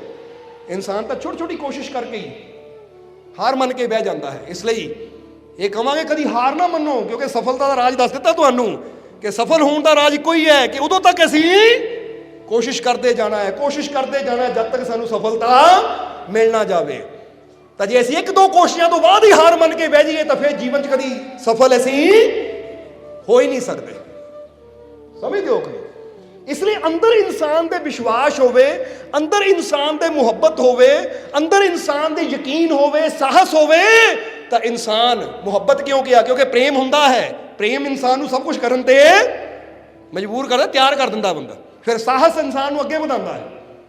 ਸਮਝਦੇ ਹੋ ਕਿ ਨਹੀਂ? ਹੁਣ ਫਰਜ਼ ਕਰੋ ਜੇ ਬੰਦਾ ਕਹਿੰਦਾ ਮੈਨੂੰ ਆਪਣੇ ਮਾਲਿਕ ਨਾਲ ਪਿਆਰ ਹੈ, ਹੁਣ ਮੈਂ ਉਸ ਮਾਲਿਕ ਨੂੰ ਪਾਣਾ ਹੈ, ਉਹਦੀਆਂ ਰਹਿਮਤਾਂ ਨੂੰ ਪਾਣਾ ਹੈ, ਤਾਂ ਹੁਣ ਮੈਂ ਹਰ ਮੁਸ਼ਕਿਲ ਨੂੰ ਝੱਲਣ ਨੂੰ ਤਿਆਰ ਹਾਂ। ਜਿੱਦਾਂ ਮੀਰਾ ਨੇ ਜ਼ਹਿਰ ਦੇ ਪਿਆਲੇ ਪੀ ਲਏ ਇਸ਼ਕ ਦੇ ਵਿੱਚ, ਇੰਨਾ ਸਾਹਸ ਆ ਗਿਆ ਕਿ ਜ਼ਹਿਰ ਤੋਂ ਡਰੀ ਨਹੀਂ, ਔਰ ਅੰਦਰ ਇੰਨਾ ਵਿਸ਼ਵਾਸ ਸੀ ਕਿ ਜ਼ਹਿਰ ਮੇਰਾ ਕੁਛ ਨਹੀਂ ਵਿਗਾੜੇਗਾ, ਕਿਉਂਕਿ ਮੈਂ ਆਪਣੇ ਮੁਰਸ਼ਦ ਨੂੰ, ਆਪਣੇ ਸਤਿਗੁਰ ਨੂੰ ਬਹੁਤ ਪਿਆਰ ਕਰਦੀ ਹਾਂ।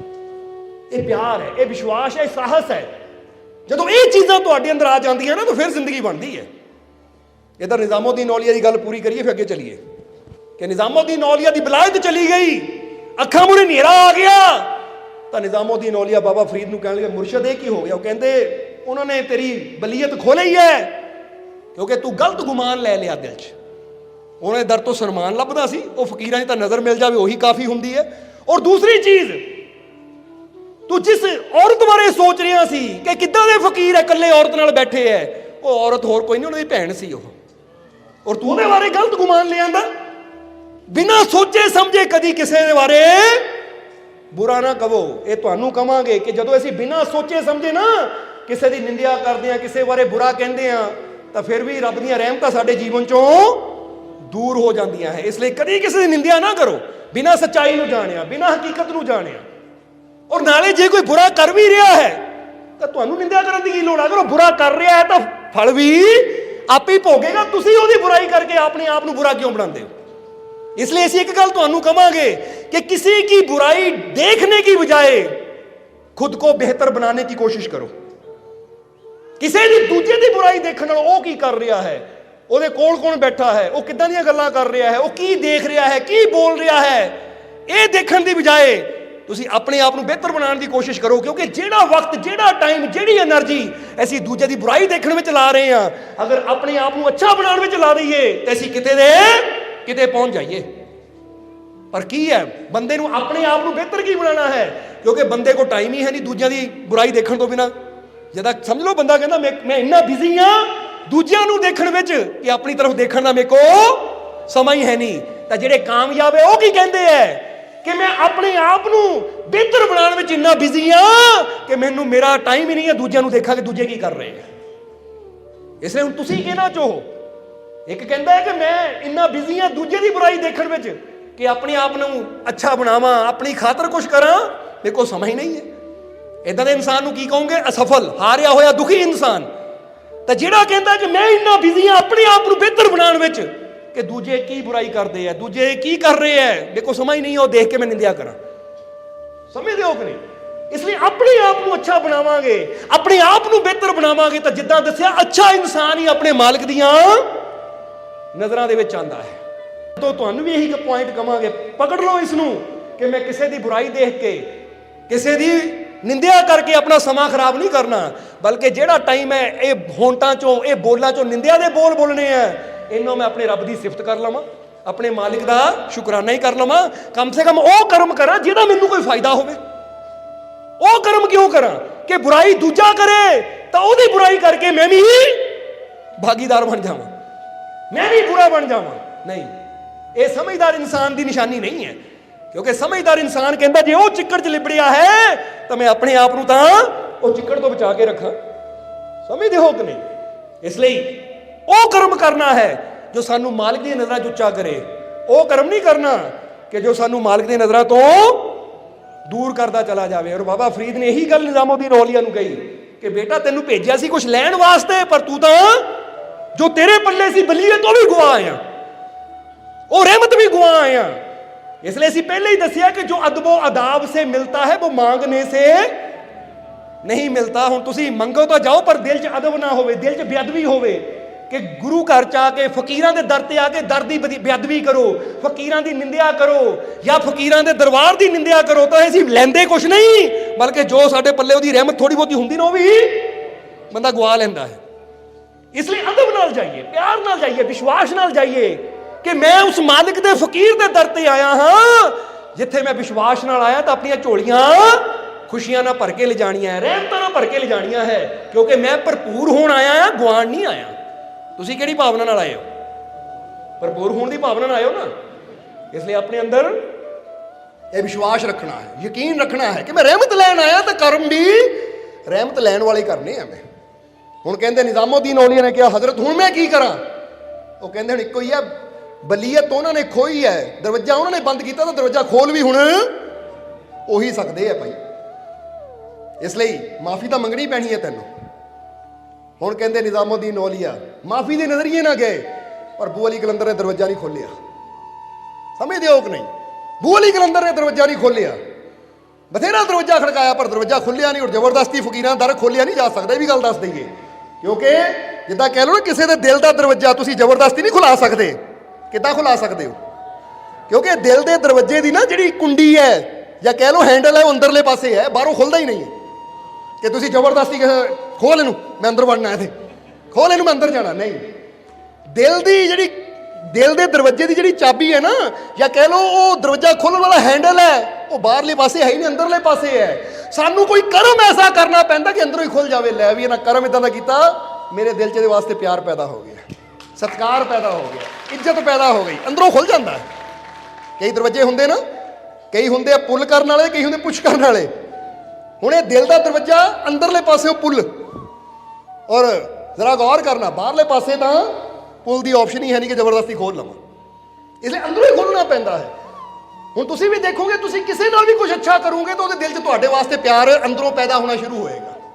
ਕਿਉਂਕਿ ਕਰਨੀ ਤੁਹਾਡੀ ਹੁੰਦੀ ਹੈ ਤਾਂ ਪ੍ਰੇਮ ਦਿਲ 'ਚ ਪੈਦਾ ਹੋਣਾ ਸ਼ੁਰੂ ਹੋ ਜਾਂਦਾ। ਔਰ ਕਈ ਵਾਰ ਫਿਰ ਕੀ ਹੁੰਦਾ ਹੈ, ਤੁਸੀਂ ਬੁਰੀ ਕਰਨੀ ਕਿਸੇ ਨਾਲ ਕਰਦੇ ਹੋ ਤਾਂ ਜਿਹੜਾ ਦਿਲ 'ਚ ਮਾੜਾ ਮੋਟਾ ਪਿਆਰ ਹੁੰਦਾ ਉਹ ਵੀ ਖਤਮ ਹੋ ਜਾਂਦਾ ਹੈ। ਕਿਉਂਕਿ ਕਰਨੀ ਬੰਦੇ ਨੂੰ ਨੇੜੇ ਵੀ ਕਰਦੀ ਹੈ, ਕਰਨੀ ਬੰਦੇ ਨੂੰ ਕਰਨੀ ਆਪੋ ਆਪਣੀ ਕਹਿ ਨੇੜੇ। ਹੁਣ ਤੁਸੀਂ ਦੂਰ ਹੋਣ ਵਾਲੇ ਕਰਮ ਵੀ ਕਰ ਸਕਦੇ ਹੋ, ਨੇੜੇ ਹੋਣ ਵਾਲੇ ਕਰਮ ਵੀ ਕਰ ਸਕਦੇ ਹੋ। ਇਸ ਲਈ ਦਰਵਾਜ਼ਾ ਨਹੀਂ ਖੁੱਲਿਆ ਤਾਂ ਉਸ ਲਈ ਹੁਣ ਬਾਬਾ ਫਰੀਦ ਨੂੰ, ਮੁਰਸ਼ਦ ਨੂੰ ਤਾਂ ਆਪਣੇ ਸੇਵਕ ਦੀ ਫਿਕਰ ਹੁੰਦੀ ਸੀ। ਬੋਲੋ ਸਮਝਦੇ ਹੋ ਕਿ ਨਹੀਂ? ਫਿਰ ਕਹਿੰਦੇ ਹੈ ਕਹਾਣੀ ਤਾਂ ਬਹੁਤ ਲੰਬੀ ਪਰ ਸ਼ਾਰਟ 'ਚ ਦੱਸ ਦੇਵਾਂਗੇ। ਫਿਰ ਆਪਣੇ ਸੇਵਕ ਨੂੰ ਮੁਸ਼ਕਿਲ 'ਚੋਂ ਕੱਢਣ ਦੀ ਖਾਤਰ ਬਾਬਾ ਫਰੀਦ ਨੂੰ ਆਪ ਆਉਣਾ ਪਿਆ, ਕਿਉਂਕਿ ਜਦੋਂ ਸੇਵਕ ਮੁਸ਼ਕਿਲ 'ਚ ਹੁੰਦਾ ਤਾਂ ਮੁਰਸ਼ਦ ਨੂੰ ਆਪ ਪਹੁੰਚਣਾ ਪੈਂਦਾ ਹੈ ਕਹਿੰਦੇ ਜਦੋਂ ਬੂ ਅਲੀ ਕਲੰਦਰ ਦੇ ਦਰ ਤੇ ਬਾਬਾ ਫਰੀਦ ਗਏ ਤਾਂ ਬੂ ਅਲੀ ਕਲੰਦਰ ਨੇ ਅੰਦਰੋਂ ਉਹ ਮਹਿਸੂਸ ਕੀਤਾ ਕਿ ਬਾਬਾ ਫਰੀਦ ਆ ਰਹੇ, ਔਰ ਬੜਾ ਸਤਿਕਾਰ ਕਰਦੇ ਸੀ ਬਾਬਾ ਫਰੀਦ ਦਾ, ਬੜਾ ਪਿਆਰ ਸੀ। ਕਹਿੰਦੇ ਜਦੋਂ ਮਹਿਸੂਸ ਹੋਇਆ ਕਿ ਆ ਰਹੇ ਹੈ, ਦਰਵਾਜ਼ਾ ਖੋਲ ਕੇ ਖੜ ਗਏ ਉਹਨਾਂ ਦੇ ਇੰਤਜ਼ਾਰ 'ਚ ਕਿ ਹਜ਼ਰਤ ਆ ਰਹੇ ਹੈ। ਪਰ ਬਾਬਾ ਫਰੀਦ ਆਏ, ਦਰਵਾਜ਼ੇ ਦੇ ਬਾਹਰ ਹੀ ਰੁਕ ਗਏ। ਬੂ ਅਲੀ ਕਲੰਦਰ ਕਹਿੰਦੇ ਸਰਕਾਰ ਅੰਦਰ ਆਓ, ਬੈਠੋ, ਅੱਜ ਮੇਰੀ ਕਿਸਮਤ ਚੰਗੀ ਕਿ ਐਡੇ ਵੱਡੇ ਫਕੀਰ ਮੇਰੇ ਕੋਲ ਆਏ, ਕਿਉਂਕਿ ਰੁਤਬਾ ਸੀ ਬਾਬਾ ਫਰੀਦ ਦਾ। ਤਾਂ ਉਸ ਲਈ ਬਾਬਾ ਫਰੀਦ ਮੁਸਕਰਾਏ, ਕਹਿੰਦੇ ਨਹੀਂ ਬੂ ਅਲੀ ਇੱਥੋਂ ਹੀ ਮਿਲ ਕੇ ਜਾਣਾ ਤੈਨੂੰ। ਕਹਿੰਦਾ ਨਹੀਂ ਜੀ ਹਜ਼ਰਤ ਅੰਦਰ ਆਓ। ਕਹਿੰਦੇ ਫਿਰ ਉਦੋਂ ਤੱਕ ਅਸੀਂ ਵੀ ਨਹੀਂ ਆਣਾ ਜਦ ਤੱਕ ਸਾਡਾ ਪਿਆਰਾ ਨਿਜ਼ਾਮੁਦੀਨ ਨਹੀਂ ਆਉਂਦਾ, ਜਾਂ ਉਹਨੂੰ ਬੁਲਾ ਪਹਿਲਾਂ। ਰਾਜ ਹੁੰਦੇ ਆ, ਕਿਉਂਕਿ ਜੇ ਗਵਾਈ ਹੈ ਤਾਂ ਪਾਣੀ ਕਿੱਦਾਂ ਹੈ। ਹੁਣ ਪਤਾ ਸੀ ਬਾਬਾ ਫਰੀਦ ਨੂੰ ਕਿ ਇੱਕ ਵਾਰ ਬੂ ਅਲੀ ਕਲੰਦਰ ਦੀ ਜ਼ੁਬਾਨ ਤੋਂ ਉਹਦਾ ਨਾਮ ਨਿਕਲੇਗਾ, ਨਿਜ਼ਾਮੁਦੀਨ ਆ ਜਾ, ਤੂੰ ਵੀ ਅੰਦਰ ਆ ਜਾ। ਇੱਧਰ ਇਹਨੇ ਕਹਿਣਾ ਅੰਦਰ ਆ ਜਾ, ਉੱਧਰ ਰੱਬ ਦੇ ਘਰ ਦੇ ਅੰਦਰ ਫੇਰ ਚਲ ਜਾਣਾ ਉਹਨੇ, ਕਿਉਂਕਿ ਫਕੀਰਾਂ ਦੇ ਦਰ ਤੇ ਐਂਟਰੀ ਮਿਲ ਗਈ ਤਾਂ ਬੰਦਾ ਰੱਬ ਦੇ ਘਰ ਐਂਟਰ ਹੋ ਜਾਂਦਾ ਹੈ, ਐਂਟਰ ਯਾਨੀ ਦਾਖਲ ਹੋ ਜਾਂਦਾ ਹੈ। ਔਰ ਜੇ ਫਕੀਰਾਂ ਦੇ ਦਰ ਤੋਂ ਹੀ ਧੁਤਕਾਰ ਦਿੱਤਾ ਜਾਵੇ, ਤਾਂ ਬੁੱਲੇ ਸ਼ਾਹ ਬਾਰੇ ਵੀ ਹੈ ਨਾ ਕਿ ਮੁਰਸ਼ਦ ਨੇ ਕਹਿਤਾ ਜਾ ਬੁੱਲਿਆ ਮੁੜ ਕੇ ਦਰਬਾਰ ਤੇ ਨਹੀਂ ਆਣਾ। ਜਿੱਦਾਂ ਹੀ ਕਿਹਾ ਤਾਂ ਬੁੱਲੇ ਸ਼ਾਹ ਦਾ ਦਰਵਾਜ਼ਾ ਵੀ ਬੰਦ ਹੋ ਗਿਆ। ਤਾਂ ਮੁਰਸ਼ਦ ਨੂੰ ਰਾਜ਼ੀ ਕਰਨ ਦੀ ਖਾਤਰ 12 ਸਾਲ ਬੱਚੇ ਕੰਜਰੀਆਂ ਘਰ ਨੌਕਰੀ ਕੀਤੀ, ਫਿਰ ਜਾ ਕੇ ਗੱਲ ਬਣੀ। ਫਿਰ ਦਰਵਾਜ਼ਾ ਮੁਰਸ਼ਦ ਦਾ ਖੁੱਲਿਆ ਤਾਂ ਦੁਬਾਰਾ ਰੱਬ ਦੇ ਘਰ ਦੇ ਦਰਵਾਜ਼ੇ ਖੁੱਲ ਗਏ। ਇਸ ਲਈ ਇੱਥੇ ਇਹ ਵੀ ਕਵਾਂਗੇ ਕਿ ਜੇ ਰੱਬ ਦੀ ਅੱਖ ਫਕੀਰ ਦੀ ਅੱਖ ਹੈ ਨਾ, ਤਾਂ ਫਕੀਰ ਦਾ ਦਰ ਰੱਬ ਦਾ ਦਰ ਹੈ। ਜਦੋਂ ਫਕੀਰ ਦੇ ਦਰ ਤੇ ਅਸੀਂ ਵਿਸ਼ਵਾਸ ਨਾਲ ਸ਼ਰਧਾ ਨਾਲ ਆ ਜਾਂਦੇ ਤਾਂ ਸਮਝ ਲਓ ਰੱਬ ਦੇ ਦਰ ਤੇ ਪਹੁੰਚ ਗਏ ਅਸੀਂ। ਹੁਣ ਰੱਬ ਲੱਭਣ ਦੀ ਲੋੜ ਨਹੀਂ, ਰੱਬ ਤਾਂ ਉੱਥੇ ਹੀ ਹੈ। ਸਮਝਦੇ ਹੋ ਕਿ ਨਹੀਂ? ਜਿੱਦਾਂ ਬੰਦਾ ਫੁੱਲਾਂ ਕੋ ਜਾ ਕੇ ਖੁਸ਼ਬੂ ਲੱਭੇ, ਖੁਸ਼ਬੂ ਕਿੱਥੋਂ ਮਿਲੇਗੀ? ਉਹ ਭਾਈ ਫੁੱਲ ਕੋ ਆ ਗਿਆ, ਇਹਦੇ ਅੰਦਰ ਹੀ ਤਾਂ ਖੁਸ਼ਬੂ ਹੈ, ਬਸ ਸਮਝ ਲੈ। ਸਮਝਦੇ ਹੋ ਕਿ ਨਹੀਂ? ਇਸ ਲਈ ਇਸੇ ਤਰ੍ਹਾਂ ਫਕੀਰਾਂ ਦੇ ਦਰ ਤੇ ਆ ਗਏ, ਇਹੀ ਤਾਂ ਰੱਬ ਦਾ ਘਰ ਹੈ, ਵਿੱਚ ਸੰਗਤ ਹਰ ਪ੍ਰਭ ਕਿ ਜਿੱਥੇ। ਇਸ ਲਈ ਅਸੀਂ ਕਈ ਵਾਰ ਕਹੀਦਾ ਜਦੋਂ ਇੱਥੇ ਬਹਿ ਗਏ ਨਾ ਤੁਸੀਂ, ਤੇ ਇਹ ਸੋਚਿਆ ਕਰੋ ਇਸ ਵੇਲੇ ਆਪਣੇ ਮਾਲਿਕ ਦੇ ਘਰ 'ਚ ਬੈਠਾ, ਆਪਣੇ ਰੱਬ ਦੇ ਕੋਲ ਬੈਠਾ ਆ, ਆਪਣੇ ਪ੍ਰਭੂ ਦੇ ਕੋਲ ਬੈਠਾ। ਕਿਉਂਕਿ ਵੈਸੇ ਵੀ ਬਾਬਾ ਫਰੀਦ ਨੂੰ ਕਿਸੇ ਨੇ ਪੁੱਛਿਆ ਸੀ ਕਿ ਖੁਦਾ ਕਿੱਥੇ ਹੈ, ਤਾਂ ਬਾਬਾ ਫਰੀਦ ਕਹਿੰਦੇ ਜੇ ਤੇਰਾ ਇਕੀਦਾ ਯਾਨੀ ਵਿਸ਼ਵਾਸ ਪੂਰਾ ਹੈ ਤਾਂ ਜਿੱਥੇ ਤੂੰ ਵਿਸ਼ਵਾਸ ਨਾਲ ਉਹਨੂੰ ਯਾਦ ਕਰ ਲੇਗਾ ਰੱਬ ਉੱਥੇ ਹੀ ਹੈ। ਰੱਬ ਕਿਤੇ ਮੰਦਰ ਮਸਜਿਦ 'ਚ ਨਹੀਂ ਹੈ। ਜਿੱਥੇ ਤੇਰੇ ਅੰਦਰ ਵਿਸ਼ਵਾਸ ਹੈ ਨਾ ਕਿ ਮੈਂ ਆਪਣੇ ਰੱਬ ਕੋਲ ਬੈਠਾ ਹਾਂ, ਫਿਰ ਰੱਬ ਉੱਥੇ ਹੀ ਹੈ। ਇਸ ਲਈ ਜੇ ਤੁਸੀਂ ਇੱਥੇ ਬਹਿ ਗਏ ਵਿਸ਼ਵਾਸ ਨਾਲ ਕਿ ਆਪਣੇ ਮਾਲਿਕ ਕੋਲ ਬੈਠਾ ਹੈ, ਆਪਣੇ ਰੱਬ ਦੇ ਕੋਲ ਬੈਠਾ ਆ, ਤਾਂ ਫਿਰ ਸਮਝ ਲਓ ਤੁਸੀਂ ਰੱਬ ਦੇ ਕੋਲ ਹੀ ਬੈਠੇ ਹੋ। ਤਾਂ ਜਿਹੜਾ ਰੱਬ ਕੋਲ ਬੈਠ ਕੇ ਘਰ ਨੂੰ ਜਾਵੇ ਉਹ ਫਿਰ ਖਾਲੀ ਨਹੀਂ ਜਾਂਦਾ, ਬਹੁਤ ਕੁਝ ਲੈ ਕੇ ਜਾਂਦਾ ਹੈ, ਬਹੁਤ ਕੁਝ ਹਾਸਲ ਕਰਕੇ ਜਾਂਦਾ ਹੈ। ਲੈ ਤੁਸੀਂ ਕੀ ਸੋਚ ਕੇ ਬੈਠੇ ਹੋ? ਪਹਿਲਾਂ ਪੁੱਛ ਲਈਏ ਤੁਹਾਨੂੰ ਵੀ। ਅਸੀਂ ਆਪਣੇ ਮਾਲਿਕ ਦੇ ਘਰ 'ਚ ਬੈਠੇ ਆ, ਤਾਂ ਮੈਂ ਮਾਲਿਕ ਦੀਆਂ ਰਹਿਮਤਾਂ ਨਾਲ ਭਰਪੂਰ, ਮਾਲਿਕ ਦੀਆਂ ਰਹਿਮਤਾਂ ਨਾਲ ਭਰਪੂਰ, ਮਾਲਿਕ ਦੀਆਂ ਰਹਿਮਤਾਂ ਨਾਲ ਭਰਪੂਰ। ਬਸ ਦੇਖੋ ਜੇ ਦਿਲੋਂ ਗਿਆ ਤਾਂ ਹੋ ਗਏ ਸਮਝ ਲਓ ਫਿਰ, ਕਿਉਂਕਿ ਇਹ ਵਿਸ਼ਵਾਸ ਦੀ ਗੱਲ ਹੈ, ਇਹ ਭਰੋਸੇ ਦੀ ਗੱਲ ਹੈ। ਜੋ भरोसा करते हैं खुदा पर खुदा भी उनका साथ देता है। जो भरोसा करते हैं खुदा पर खुदा भी उनका साथ देता है। रहमत होती है जब खुदा की, बंदा बड़ी बड़ी मुश्किलों को मात देता है। ये याद रखो, ਤੁਹਾਡੇ ਜੀਵਨ 'ਚ ਜਿੰਨੀਆਂ ਮਰਜ਼ੀ ਬੜੀਆਂ ਮੁਸ਼ਕਿਲਾਂ ਹੋਣ, ਜਿੰਨੀਆਂ ਮਰਜ਼ੀ ਬੜੀਆਂ ਪਰੇਸ਼ਾਨੀਆਂ ਹੋਣ, ਅਗਰ ਤੁਹਾਨੂੰ ਆਪਣੇ ਮਾਲਿਕ ਤੇ ਭਰੋਸਾ ਹੈ ਨਾ, ਵਿਸ਼ਵਾਸ ਹੈ, ਤਾਂ ਬੜੀ ਬੜੀ ਮੁਸ਼ਕਿਲ ਨੂੰ ਵੀ ਬੰਦਾ ਮਾਤ ਦਿੰਦਾ ਚਲਾ ਜਾਂਦਾ। ਮਾਤ ਦਾ ਮਤਲਬ ਸਮਝਦੇ ਹੋ ਨਾ? ਬੜੀਆਂ ਬੜੀਆਂ ਮੁਸ਼ਕਿਲਾਂ ਨੂੰ ਧਾਰਾਸ਼ਾਹੀ ਕਰਦਾ, ਹਰਾਂਦਾ, ਬੰਦਾ ਅੱਗੇ ਵੱਧਦਾ ਚਲਾ ਜਾਂਦਾ। ਕਿ ਮੁਸ਼ਕਿਲਾਂ ਕੀ ਹੈ? ਜੇ ਮੇਰੇ ਮਾਲਿਕ ਦੀ ਰਹਿਮਤ ਮੇਰੇ ਨਾਲ ਹੈ ਤਾਂ ਮੁਸ਼ਕਿਲ ਨੂੰ ਮੈਂ ਕੁਛ ਨਹੀਂ ਸਮਝਦਾ। ਹਰ ਮੁਸ਼ਕਿਲ ਨੂੰ ਮੈਂ ਹਰਾਉਣ ਨੂੰ ਤਿਆਰ ਹਾਂ, ਹਰ ਮੁਸ਼ਕਿਲ 'ਚੋਂ ਨਿਕਲਣ ਨੂੰ ਮੈਂ ਤਿਆਰ ਹਾਂ, ਹਰ ਮੁਸ਼ਕਿਲ ਨੂੰ ਜਿੱਤਣ ਨੂੰ ਤਿਆਰ ਹਾਂ, ਕਿਉਂਕਿ ਮੇਰਾ ਮਾਲਿਕ ਮੇਰੇ ਇਹੀ ਹੁੰਦਾ ਵਿਸ਼ਵਾਸ, ਇਹ ਹੁੰਦਾ ਯਕੀਨ। ਸੋ ਯਕੀਨ ਨਾਲ ਜ਼ਿੰਦਗੀ ਜੀਣੀ ਹੈ, ਵਿਸ਼ਵਾਸ ਨਾਲ ਜ਼ਿੰਦਗੀ ਜੀਣੀ ਹੈ, ਚਿੰਤਾ ਨਾਲ ਨਹੀਂ, ਟੈਨਸ਼ਨ ਨਾਲ ਨਹੀਂ। ਇੱਧਰ ਜਦੋਂ ਬਾਬਾ ਫਰੀਦ ਨੇ ਕਿਹਾ ਤਾਂ ਹੁਣ ਐਡੇ ਵੱਡੇ ਫਕੀਰਾਂ ਨੂੰ ਦਰ ਤੋਂ ਮੋੜ ਤਾਂ ਸਕਦੇ ਨਹੀਂ ਸੀ, ਨਹੀਂ ਤਾਂ ਫਿਰ ਕੀ ਹੋਣਾ ਸੀ? ਫਿਰ ਜਿਹੜੀ ਗਲਤੀ ਨਿਜ਼ਾਮੁਦੀਨ ਨੇ ਕੀਤੀ ਸੀ ਉਹੀ ਗਲਤੀ ਬੂ ਅਲੀ ਕਲੰਦਰ ਤੋਂ ਹੋ ਜਾਣੀ ਸੀ। ਸਮਝਦੇ ਹੋ ਕਿ ਨਹੀਂ? ਇਸ ਲਈ ਬੂ ਅਲੀ ਕਲੰਦਰ ਕਿਉਂਕਿ ਜਾਣਦੇ ਸੀ ਬਾਬਾ ਫਰੀਦ ਦਾ ਰੁਤਬਾ, ਉਹ ਕਹਿੰਦੇ ਹਜ਼ਰਤ ਤੁਸੀਂ ਹੁਕਮ ਕਰ ਦਿੱਤਾ, ਤੁਹਾਡੀ ਖਾਤਰ ਤਾਂ ਮੈਂ ਕੁੱਤਿਆਂ ਨੂੰ ਵੀ ਪਿਆਰ ਨਾਲ ਬੁਲਾ ਲਵਾਂ, ਇਹ ਤਾਂ ਫਿਰ ਵੀ ਤੁਹਾਡਾ ਬੱਚਾ ਪਿਆਰਾ ਹੈ। ਇਹਦਾ ਇੱਥੋਂ ਕੀ ਪਤਾ ਲੱਗਦਾ? ਕਈ ਵਾਰ ਬੰਦਾ ਪਤਾ ਕੀ ਕਹਿੰਦਾ ਹੈ, ਫਲਾਨੇ ਦੇ ਘਰ ਨਹੀਂ ਬਣਨਾ, ਫਲਾਨੇ ਨੂੰ ਮੈਂ ਬੁਲਾਣਾ ਨਹੀਂ ਹੈ। ਜੇ ਮੁਰਸ਼ਿਦ ਕਹੇ ਉਹ ਭਾਈ ਸਤਸੰਗ ਹੈ, ਚਰਨ ਪ੍ਰਵੇਸ਼ ਬੁਲਾ ਲਈ, ਨਹੀਂ ਉਹਨੂੰ ਨਹੀਂ ਬੁਲਾਣਾ। ਤੇ ਇਹ ਰਹਿਮਤਾਂ ਕਿੱਥੋਂ ਲੈਣੀ ਹੈ? ਬੰਦੇ ਨੂੰ ਤਾਂ ਹੋਣਾ ਚਾਹੀਦਾ ਹੈ। ਜੇ ਮੁਰਸ਼ਿਦ ਨੇ ਕਹਿ ਦਿੱਤਾ, ਉਹ ਕਹਿ ਦੇਵੇ ਨਾ ਜਾ ਉਹ ਕੁੱਕਰ ਨੂੰ ਵੀ ਚੱਕ ਲਿਆ ਤਾਂ ਉਹਨੂੰ ਵੀ ਜਾ ਕੇ ਪੈਰੋਂ ਫੜ ਕੇ ਲਿਓ, ਭਾਈ ਆ ਜਾ, क्योंकि मेरिया नजर तू बड़ा नहीं है, मुर्शद दा हुक्म बड़ा है। जिथे खड़ा कर दे वो खड़ना है, क्योंकि जिथे मुर्शद खड़ा करे उथे खड़ना है, फिर ही रब दे घर विच वड़ना है, फिर ही रब दे घर च बंदा वड़ सकता है। जे बंदा सोचे ले मेरा अहंकार है बई है, उन्होंने किदां मैं उहदे मूहरे किदां नीवा हो जावां, मैं उहदे मूहरे किदां, तो यह तेरी मैं ही तैनू ओहदियां रहमतां तो दूर कर दिंदी, इसलिए मैनू मका तो रब दी रहमत पा, मैनू मकाएगा तो रब दी रहमत पाएगा। इसलिए ये भावना चाहिए। कहते बू अली ने फिर पिछे खड़े सी निज़ामुद्दीन औलिया, आवाज मारी, ओ निज़ामुद्दीन आ जा, तुम ही आ जा अंदर। कहते जिद्दां ही नाम निकलिया नाल ही दोबारा प्रकाश हो गया, क्योंकि उन्होंने फकीर जिद्दां दस्सिया कि जो फकीर सद्दा दिंदे ना आ जा, तो समझ लो फिर फकीर नहीं उसकी रहमत सद्दा दे रही है, फिर उन्होंने मौके नूं गवाओ ना, जिद्दां हुण असीं भी सद्दा देना है। 27 मार्च आ रही है सालाना 11वीं,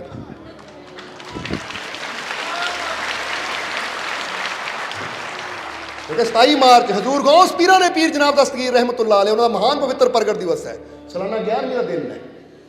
आना जरूर, हाँ किसी ने बाहर प्रदेश जाना मजबूरी है, पर ਜਿਹੜੇ ਇੱਥੇ ना आना जरूर सद्दा दे रहे हैं, क्योंकि जो फकीर सद्दा दिंदे तो रब दी रहमतां सद्दा दिंदियां, फिर पहुंचना है, समझदे हो कि नहीं। हुण कहंदे अबू अली कलंदर ने सद्दा दिता, जिद्दां ही मुस्कुराहट उन्हां दे चेहरे ते आए, हुण फकीर दा सद्दा रब दी रहमतां दा सद्दा है, रब दी रहमत होई तो निज़ामुद्दीन औलिया दी दोबारा बलीयत मिल गई। ये डर हुंदा, इज्जत अदाब दे नाल सब कुछ, ताही कहते ये खुदा की रहमत का फूल है जो बिना मुर्शद के नहीं, ये बिना मुर्शद तो नहीं खिलता, जे फुल खिलाना है तो उसकी रहमत की जरूरत है, क्योंकि बिना उसकी रहमतों और रब दियां रहमतां दे बख्शिशां दे किरपा दे फुल जीवन च नहीं खिलते। और इत्थे एक हज़रत अबू अली कलंदर की गल चली है, तो एक होर उन्होंने किस्सा सुनावांगे और फिर सत्संग नूं समाप्ति तरफ लैके जावांगे, क्योंकि समा काफ़ी हो गया है। कि हज़रत अबू अली कलंदर पानीपत च रहिंदे सी, तो पानीपत के अंदर ही एक होर फकीर सी शेख जलालुद्दीन।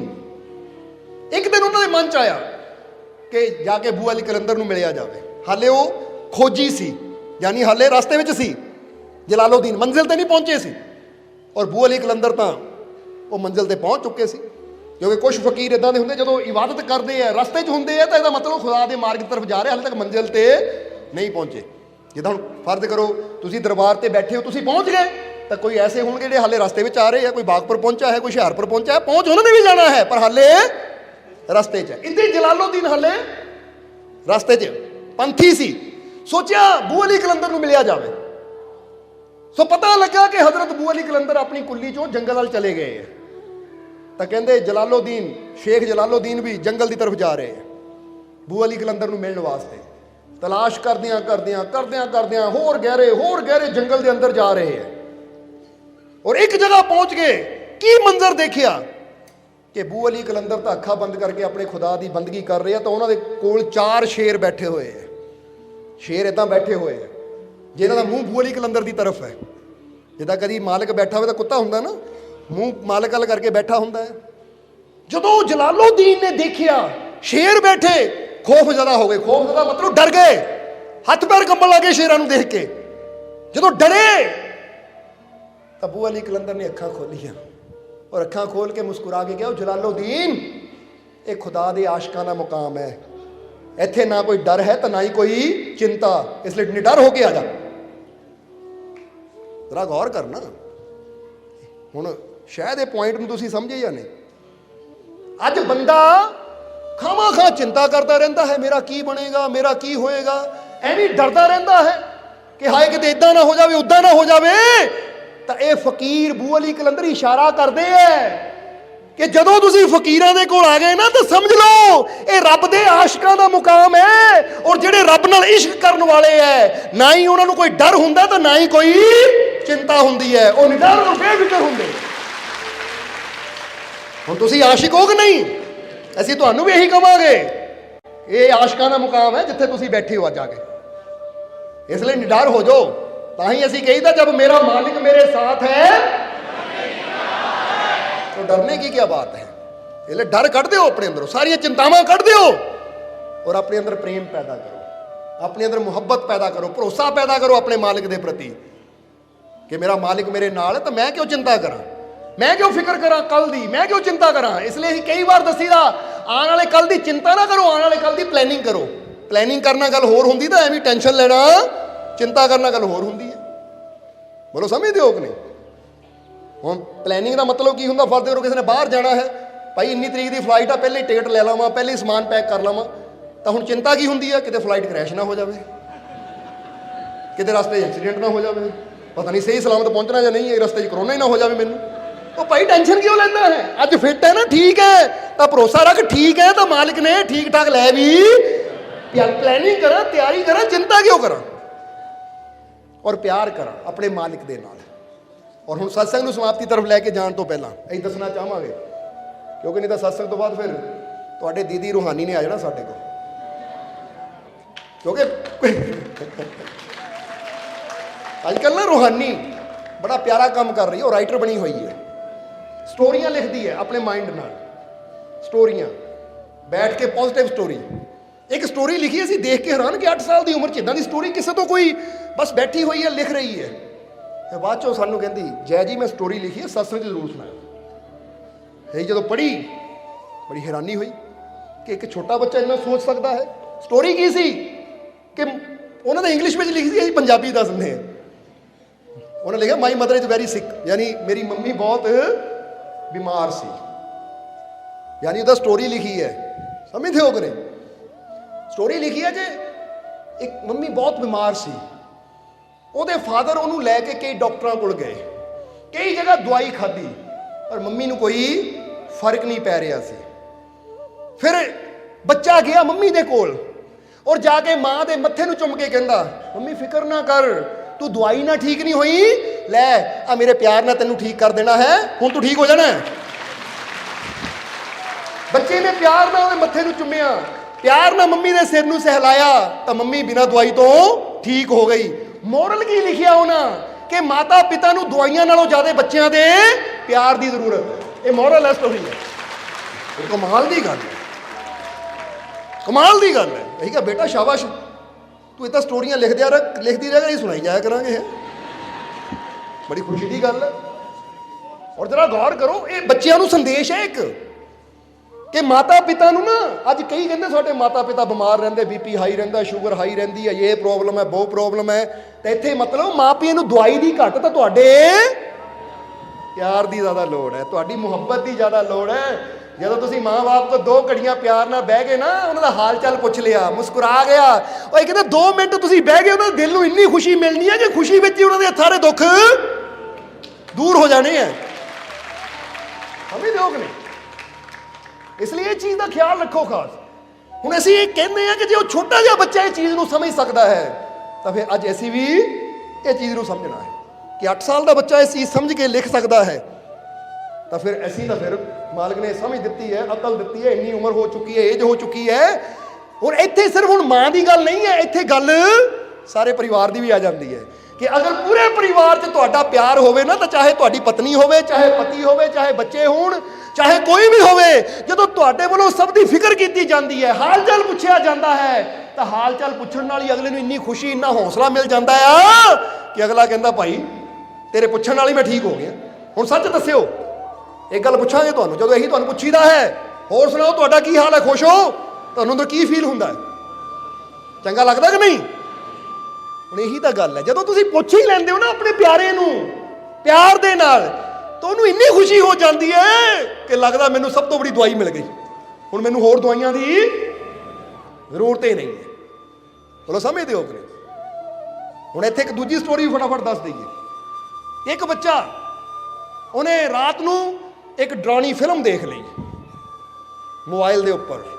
ਫਿਰ ਰਾਤ ਨੂੰ ਬੱਚਾ ਇਕੱਲਾ ਸੁੱਤਾ ਹੈ ਤਾਂ ਡਰ ਰਿਹਾ ਹੈ, ਭੂਤ ਆ ਗਿਆ, ਭੂਤ ਆ ਗਿਆ, ਯਾਨੀ ਉਹਨੂੰ ਨੀਂਦ ਨਹੀਂ ਆ ਰਹੀ, ਡਰ ਰਿਹਾ, ਚੀਕਾਂ ਮਾਰ ਰਿਹਾ ਹੈ। ਉਹਦੇ ਗ੍ਰੈਂਡ ਪੇਰੈਂਟ, ਦਾਦਾ ਦਾਦੀ ਉਹਦੇ ਕੋਲ ਜਾਂਦੇ ਹੈ ਔਰ ਜਾ ਕੇ ਕਹਿੰਦੇ ਬੇਟਾ ਡਰ ਕਿਉਂ ਰਿਹਾ ਹੈ? ਤਾਂ ਉਸ ਲਈ ਉਹਨਾਂ ਕਿਹਾ ਜੀ ਭੂਤ ਭੂਤ। ਉਹ ਕਹਿੰਦੇ ਕਿੱਥੇ ਆ ਭੂਤ? ਬੇਟਾ ਕਿਤੇ ਕੋਈ ਭੂਤ ਨਹੀਂ ਹੁੰਦਾ, ਭੂਤ ਕਿਤੇ ਨਹੀਂ ਹੈ, ਆ ਜਿਹੜੀ ਤੂੰ ਮੋਬਾਈਲ ਤੇ ਫਿਲਮ ਦੇਖ ਲਈ ਨਾ, ਇਹਨਾਂ ਤੇਰੇ ਅੰਦਰ ਭੂਤ ਦਾ ਵਹਿਮ ਪੈਦਾ ਕਰ ਦਿੱਤਾ ਹੈ, ਇਸ ਕਰਕੇ ਭੂਤ ਹੈ ਨਹੀਂ, ਪਰ ਉਹ ਫਿਲਮ 'ਚ ਜੋ ਨਕਲੀ ਭੂਤ ਹੈ ਉਹ ਤੈਨੂੰ ਅਸਲੀ ਲੱਗਦਾ, ਕਿਉਂਕਿ ਤੇਰੀ ਸੋਚ ਅੰਦਰ ਭੂਤ ਆ ਗਿਆ, ਭੂਤ ਸੱਚਾਈ 'ਚ ਨਹੀਂ ਹੈ। ਦਾਦਾ ਦਾਦੀ ਨੇ ਕੀ ਕਿਹਾ, ਬੇਟਾ ਭੂਤ ਨਹੀਂ ਹੁੰਦੇ, ਉਹ ਗੋਡ ਹੁੰਦਾ ਹੈ, ਉਹ ਰੱਬ ਹੁੰਦਾ ਹੈ। ਇਸ ਲਈ ਜਿਹੜੀ ਚੀਜ਼ ਹੈ ਉੱਤੇ ਅਸੀਂ ਬਲੀਵ ਕਰਨਾ ਹੈ, ਯਕੀਨ ਕਰਨਾ ਹੈ। ਜਿਹੜੀ ਚੀਜ਼ ਨਹੀਂ ਹੈ ਉੱਤੇ ਅਸੀਂ ਬਲੀਵ ਨਹੀਂ ਕਰਨਾ, ਕਿਉਂਕਿ ਜੇ ਭੂਤ ਭੂਤ ਕਵਾਂਗੇ, ਭੂਤਾਂ ਤੇ ਬਲੀਵ ਕਰਾਂਗੇ ਤੇ ਅਸੀਂ ਹਾਏ ਹਾਏ ਕਰਦੇ ਰੋਂਦੇ ਰਵਾਂਗੇ, ਰਾਤ ਨੂੰ ਨੀਂਦ ਵੀ ਨਹੀਂ ਆਏਗੀ। ਤੇ ਜੇ ਗੋਡ ਤੇ ਬਲੀਵ ਕਰਾਂਗੇ ਤਾਂ ਸਾਡੇ ਜੀਵਨ 'ਚ ਖੁਸ਼ੀਆਂ ਆਣਗੀਆਂ ਤੇ ਅਸੀਂ ਚੈਨ ਦੀ ਨੀਂਦ ਸੋਵਾਂਗੇ। ਇਸ ਲਈ ਬੇਟਾ ਗੋਡ ਜੋ ਤਾਕਤ ਹੈ ਕਿ ਉਹ ਭੂਤਾਂ ਨੂੰ ਹਿੱਟ ਯਾਨੀ ਮਾਰਦਾ, ਭੂਤਾਂ ਨੂੰ ਖਤਮ ਕਰ ਦਿੰਦਾ। ਇਸ ਲਈ ਭੂਤ ਨਹੀਂ ਹੈ। ਸੋ ਬੇਟਾ ਭੂਤ ਨਹੀਂ, ਆਪਣੇ ਗੋਡ ਤੇ ਬਲੀਵ ਕਰਨਾ ਹੈ, ਫਿਰ ਤੇਰੇ ਜੀਵਨ 'ਚ ਖੁਸ਼ੀਆਂ ਆਣਗੀਆਂ। ਔਰ ਮੋਰਲ ਆਫ ਸਟੋਰੀ ਕੀ ਲਿਖਿਆ ਹੈ ਕਿ ਜੇ ਤੁਸੀਂ ਨੈਗੇਟਿਵ ਚੀਜ਼ਾਂ ਦੇਖੋਗੇ ਤਾਂ ਤੁਹਾਡੇ ਜੀਵਨ 'ਚ ਨੈਗੇਟਿਵਿਟੀ ਆਏਗੀ, ਤਾਂ ਜੇ ਗੋਡ ਬਾਰੇ ਸੋਚੋਗੇ ਤਾਂ ਤੁਹਾਡੇ ਜੀਵਨ 'ਚ ਗੋਡ ਆਏਗਾ। ਇਹ ਮੋਰਲ ਆਫ ਸਟੋਰੀ ਲਿਖਿਆ ਥੱਲੇ ਉਹਨੇ, ਸਮਝਦੇ ਹੋ ਕਿ ਨਹੀਂ? ਇੱਕ ਛੋਟੇ ਜਿਹੇ ਬੱਚੇ ਨੇ, ਦੇਖੋ ਹੁਣ ਤੁਹਾਨੂੰ ਵੀ ਅਸੀਂ ਇਹੀ ਗੱਲ ਕਵਾਂਗੇ ਕਿ ਜਿੰਨਾ ਤੁਸੀਂ ਹਾਏ ਬਿਮਾਰੀ ਹਾਏ ਬਿਮਾਰੀ ਹਾਏ ਬਿਮਾਰੀ, ਤਾਂ ਬਿਮਾਰੀ ਜੀਵਨ 'ਚ ਆਣੀ ਹੈ।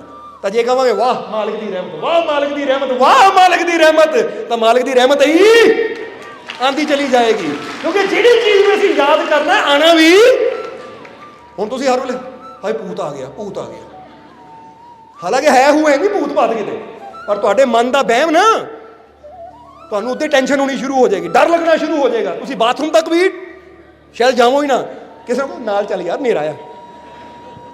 ਉਹ ਕੀ ਉੱਤੇ ਯਕੀਨ ਕਰਨਾ ਕਿ ਅਸੀਂ ਆਪਣੇ ਘਰ 'ਚ ਹੀ ਨਿਡਰ ਹੋ ਕੇ ਨਹੀਂ ਘੁੰਮ ਸਕਦੇ, ਆਪਣੇ ਘਰ 'ਚ ਹੀ 4 ਕਦਮ ਜਾ ਸਕਦੇ। ਉਹ ਡਰ ਨੂੰ ਲੈ ਕੇ ਤਾਂ ਜ਼ਿੰਦਗੀ 'ਚ ਅੱਗੇ ਕਿੱਦਾਂ ਵਧਾਂਗੇ? ਵੀ ਬਲੀਵ ਕਰੀਏ ਆਪਣੇ ਗੋਡ ਤੇ, ਯਕੀਨ ਕਰੀਏ ਆਪਣੇ ਮਾਲਿਕ ਤੇ, ਆਪਣੇ ਪ੍ਰਮਾਤਮਾ ਤੇ, ਕਿ ਜੇ ਮੇਰਾ ਮਾਲਿਕ ਮੇਰੇ ਨਾਲ ਹੈ ਤਾਂ ਚਾਹੇ ਮੈਂ ਹੋਵਾਂ ਘਰ, ਚਾਹੇ ਹੋਵਾਂ ਬਾਹਰ, ਚਾਹੇ ਹੋਵਾਂ ਦੇਸ਼, ਚਾਹੇ ਹੋਵਾਂ ਪ੍ਰਦੇਸ਼, ਮੈਨੂੰ ਕਿਤੇ ਡਰਨ ਦੀ ਜ਼ਰੂਰਤ ਨਹੀਂ ਹੈ, ਕਿਉਂਕਿ ਹਰ ਜਗ੍ਹਾ ਮੇਰੀ ਰੱਖਿਆ ਕਰਨ ਵਾਲਾ ਮੇਰਾ ਮਾਲਿਕ ਮੇਰਾ ਮਾਲਿਕ ਵਿਸ਼ਵਾਸ ਹੈ ਨਾ? ਅੱਜ ਤੋਂ ਤੁਸੀਂ ਵੀ ਇਹ ਸਮਝ ਲਓ ਭੂਤਾਂ ਦੀਆਂ ਫਿਲਮਾਂ ਨਹੀਂ ਦੇਖਣੀਆਂ। ਮੋਰਲ ਆਫ ਸਟੋਰੀ, ਕਿਉਂਕਿ ਕਈ ਐਵੇਂ ਲੱਗੇ ਰਹਿੰਦੇ ਹੌਰਰ ਫਿਲਮ ਲਾਓ। ਕਮਾਲ ਦੀ ਗੱਲ ਹੈ, ਪੈਸਾ ਵੀ ਖਰਚਦੇ ਆ ਤਾਂ ਡਰਨ ਵਾਸਤੇ, ਕਿ ਜਾ ਕੇ ਟਿਕਟ ਲੈ ਕੇ ਥੀਏਟਰ 'ਚ ਬੈਠਣਾ, ਤਾਂ ਥੀਏਟਰ ਕਾਹਦੇ ਵਾਸਤੇ ਬੈਠਣਾ? ਤਾਂ ਕਿ ਮੈਂ ਡਰ ਕੇ ਆਵਾਂ ਘਰ ਨੂੰ, ਔਰ ਘਰ ਆ ਕੇ ਬਾਥਰੂਮ ਤੱਕ ਨਾ ਜਾਵਾਂ। ਉਹ ਆਹ ਜ਼ਿੰਦਗੀ ਹੈ ਤੇਰੀ। ਤੈਨੂੰ ਉੱਥੇ ਪੈਸਾ ਲਾਣਾ ਚਾਹੀਦਾ, ਉੱਥੇ ਆਪਣੇ ਜੀਵਨ ਦਾ ਸਮਾਂ ਲਾਣਾ ਚਾਹੀਦਾ ਜਿੱਥੇ ਹੌਸਲਾ ਮਿਲੇ, ਹਿੰਮਤ ਮਿਲੇ, ਕੁਝ ਗਿਆਨ ਮਿਲੇ, ਕੁਝ ਸਮਝ ਮਿਲੇ, ਕੁਝ ਸਾਹਸ ਮਿਲੇ, ਕੁਝ ਪੋਜ਼ਿਟਿਵਿਟੀ ਮਿਲੇ, ਉਹ ਤਾਕਤ ਮਿਲੇ ਕਿ ਤੂੰ ਹਰ ਮੁਸ਼ਕਿਲ ਨੂੰ ਪਾਰ ਕਰਦਾ ਅੱਗੇ ਚਲਾ ਜਾਵੇਂ। ਉੱਥੇ ਪੈਸਾ ਲਾ, ਉੱਥੇ ਸਮਾਂ ਲਾ, ਉੱਥੇ ਕੋਈ ਕਰਮ ਕਰ। ਸਮਝ ਆ ਰਹੀ ਕਿ ਨਹੀਂ? ਬਾਕੀ ਰਹੀ ਗੱਲ ਖੁਸ਼ ਹੋਣ ਦੀ, ਤਾਂ ਉਹ ਕੀ ਉੱਥੇ ਝੂਠਾ ਜਿਹਾ ਹੱਸ ਲਿਆ, ਕਿਉਂਕਿ ਕਈ ਵਾਰ ਬੰਦਾ ਬੜੀ ਕਮੇਡੀ ਫਿਲਮ ਸੀ ਭਾਈ, ਘਰ ਆ ਕੇ ਕੀ ਹੁੰਦਾ ਹੈ? ਘਰ ਆ ਕੇ ਤਾਂ ਉਹੀ ਟੈਨਸ਼ਨ ਹੈ ਨਾ, ਉਹੀ ਚਿੰਤਾਵਾਂ, ਉਹੀ ਫਿਕਰ, ਉਹੀ ਕਾਰੋਬਾਰ ਦੀ ਫਿਕਰ। ਪਰ ਜੇ ਮਾਲਕ ਦੇ ਕਦਮਾਂ 'ਚ ਆਏਗਾ ਤਾਂ ਫਿਰ ਕੀ ਹੋਏਗਾ? ਉਹ ਖੁਸ਼ੀ ਮਿਲੇਗੀ। ਹੁਣ ਇੱਥੇ ਕਈ ਜੀਵ ਹੈ ਜਿਹੜੇ ਆਪ ਦੱਸਦੇ ਹੈ ਕਿ ਮਾਲਕੋ ਤੁਹਾਡੇ ਸਤਸੰਗ ਜਾਣ ਤੋਂ ਪਹਿਲਾਂ ਮਰਨ ਬਾਰੇ ਸੋਚਦੇ ਸੀ, ਆਤਮ ਹੱਤਿਆ ਕਰਨ ਬਾਰੇ ਸੋਚਦੇ, ਪਰ ਸਤਸੰਗ ਸੁਣ ਕੇ ਇੰਨੀ ਪੋਜ਼ਿਟਿਵਿਟੀ ਮਿਲੀ ਕਿ ਸਾਰੀਆਂ ਪਰੇਸ਼ਾਨੀਆਂ ਦੂਰ ਹੋ ਗਈਆਂ, ਖੁਸ਼ੀ ਆ ਗਈ ਜੀਵਨ। ਸੋ ਉਹ ਜੀਵਨ 'ਚ ਸਿੱਖੋ, ਉਹ ਸੁਣੋ, ਉਹ ਕਰੋ ਜਿਹਦੇ ਨਾਲ ਜੀਵਨ ਆਸਾਨ ਹੋਵੇ, ਜੀਵਨ 'ਚ ਖੁਸ਼ੀਆਂ ਆਣ। ਔਰ ਜਿੱਦਾਂ ਦੱਸਿਆ ਕਿ ਰਹਿਮਤ ਇੰਤਜ਼ਾਰ ਨਹੀਂ ਕਰਦੀ, ਆਪਣੇ ਮਾਲਿਕ ਦੀ ਰਹਿਮਤ ਨੂੰ ਹਾਸਲ ਕਰਨ ਵਾਸਤੇ ਸਾਨੂੰ ਕਰਮ ਕਰਨਾ ਪੈਂਦਾ, ਕੋਸ਼ਿਸ਼ ਕਰਨੀ ਪੈਂਦੀ ਹੈ। ਹਜ਼ਰਤ ਅਲੀ ਨੇ ਕੋਸ਼ਿਸ਼ ਕਰੋ ਔਰ ਇनको ਹਾਸਿਲ ਕਰੋ। ਹੁਣ ਤੁਸੀਂ ਵੀ ਕੋਸ਼ਿਸ਼ ਕਰਨੀ ਹੈ ਤਾਂ ਰਹਿਮਤ ਨੂੰ ਹਾਸਿਲ ਕਰ ਸਕਦੇ ਹੋ। ਹੁਣ ਸਮਾਂ ਬਹੁਤ ਹੋ ਗਿਆ, ਸਮਝਾਉਣ ਨੂੰ ਤਾਂ ਬਹੁਤ ਕੁਛ ਹੈ, ਬਸ ਅੱਜ ਇਹੀ ਅਸੀਂ ਸਮਝ ਲੈਣਾ ਹੈ कि अपने अंदर एक विश्वास रखना है, अपने अंदर भरोसा रखना है। और जिदा कहा कि ये खुदा के आशिकों का मुकाम है, यहां डर और चिंता नहीं आती। इसलिए ये तुसी भी सोचो ना अपने मालिक नाल प्यार करदा है तो फिर एवं डरी भी जाइए, चिंता भी करी जाइए, तो मतलब हाले आशिकां दे मुकाम तक असीं पहुंचे नहीं है। जे मैं हो गया अपने मालिक दा, मैनूं विश्वास है अपने मालिक ते, तो मैं चिंता क्यों करा, मैं क्यों डरा? जब मेरी रक्षा करने वाला, मैनू हर दुख चों कड्ढण वाला, मेरिया खुशियां ना झोलियां भरन वाला जब मालिक मेरे नाल है, तो मैं क्यों चिंता करा? बोलो समझ दिओ। इसलिए अज तो डर छड्डो, छड्डदे कि नहीं? जिद्दां ही कई बार कहीदा इदां डर नूं फड़ो, छड्ड दिओ बाहर, आ लो कढ़ दित्ता डर, आ लो कढ़ दित्ती चिंता सारी। अज तो मैं विश्वास नाल जीना है, मालिक दे भरोसे नाल जीना है कि मेरा मालिक मेरे। हुण कह दईए आखिरले वचनां च कि मैनू अपने मालिक ते पूरा मैनू सोना सोना मेरा मुर्शिद सोना, सोना सोना मेरा मुर्शिद सोना।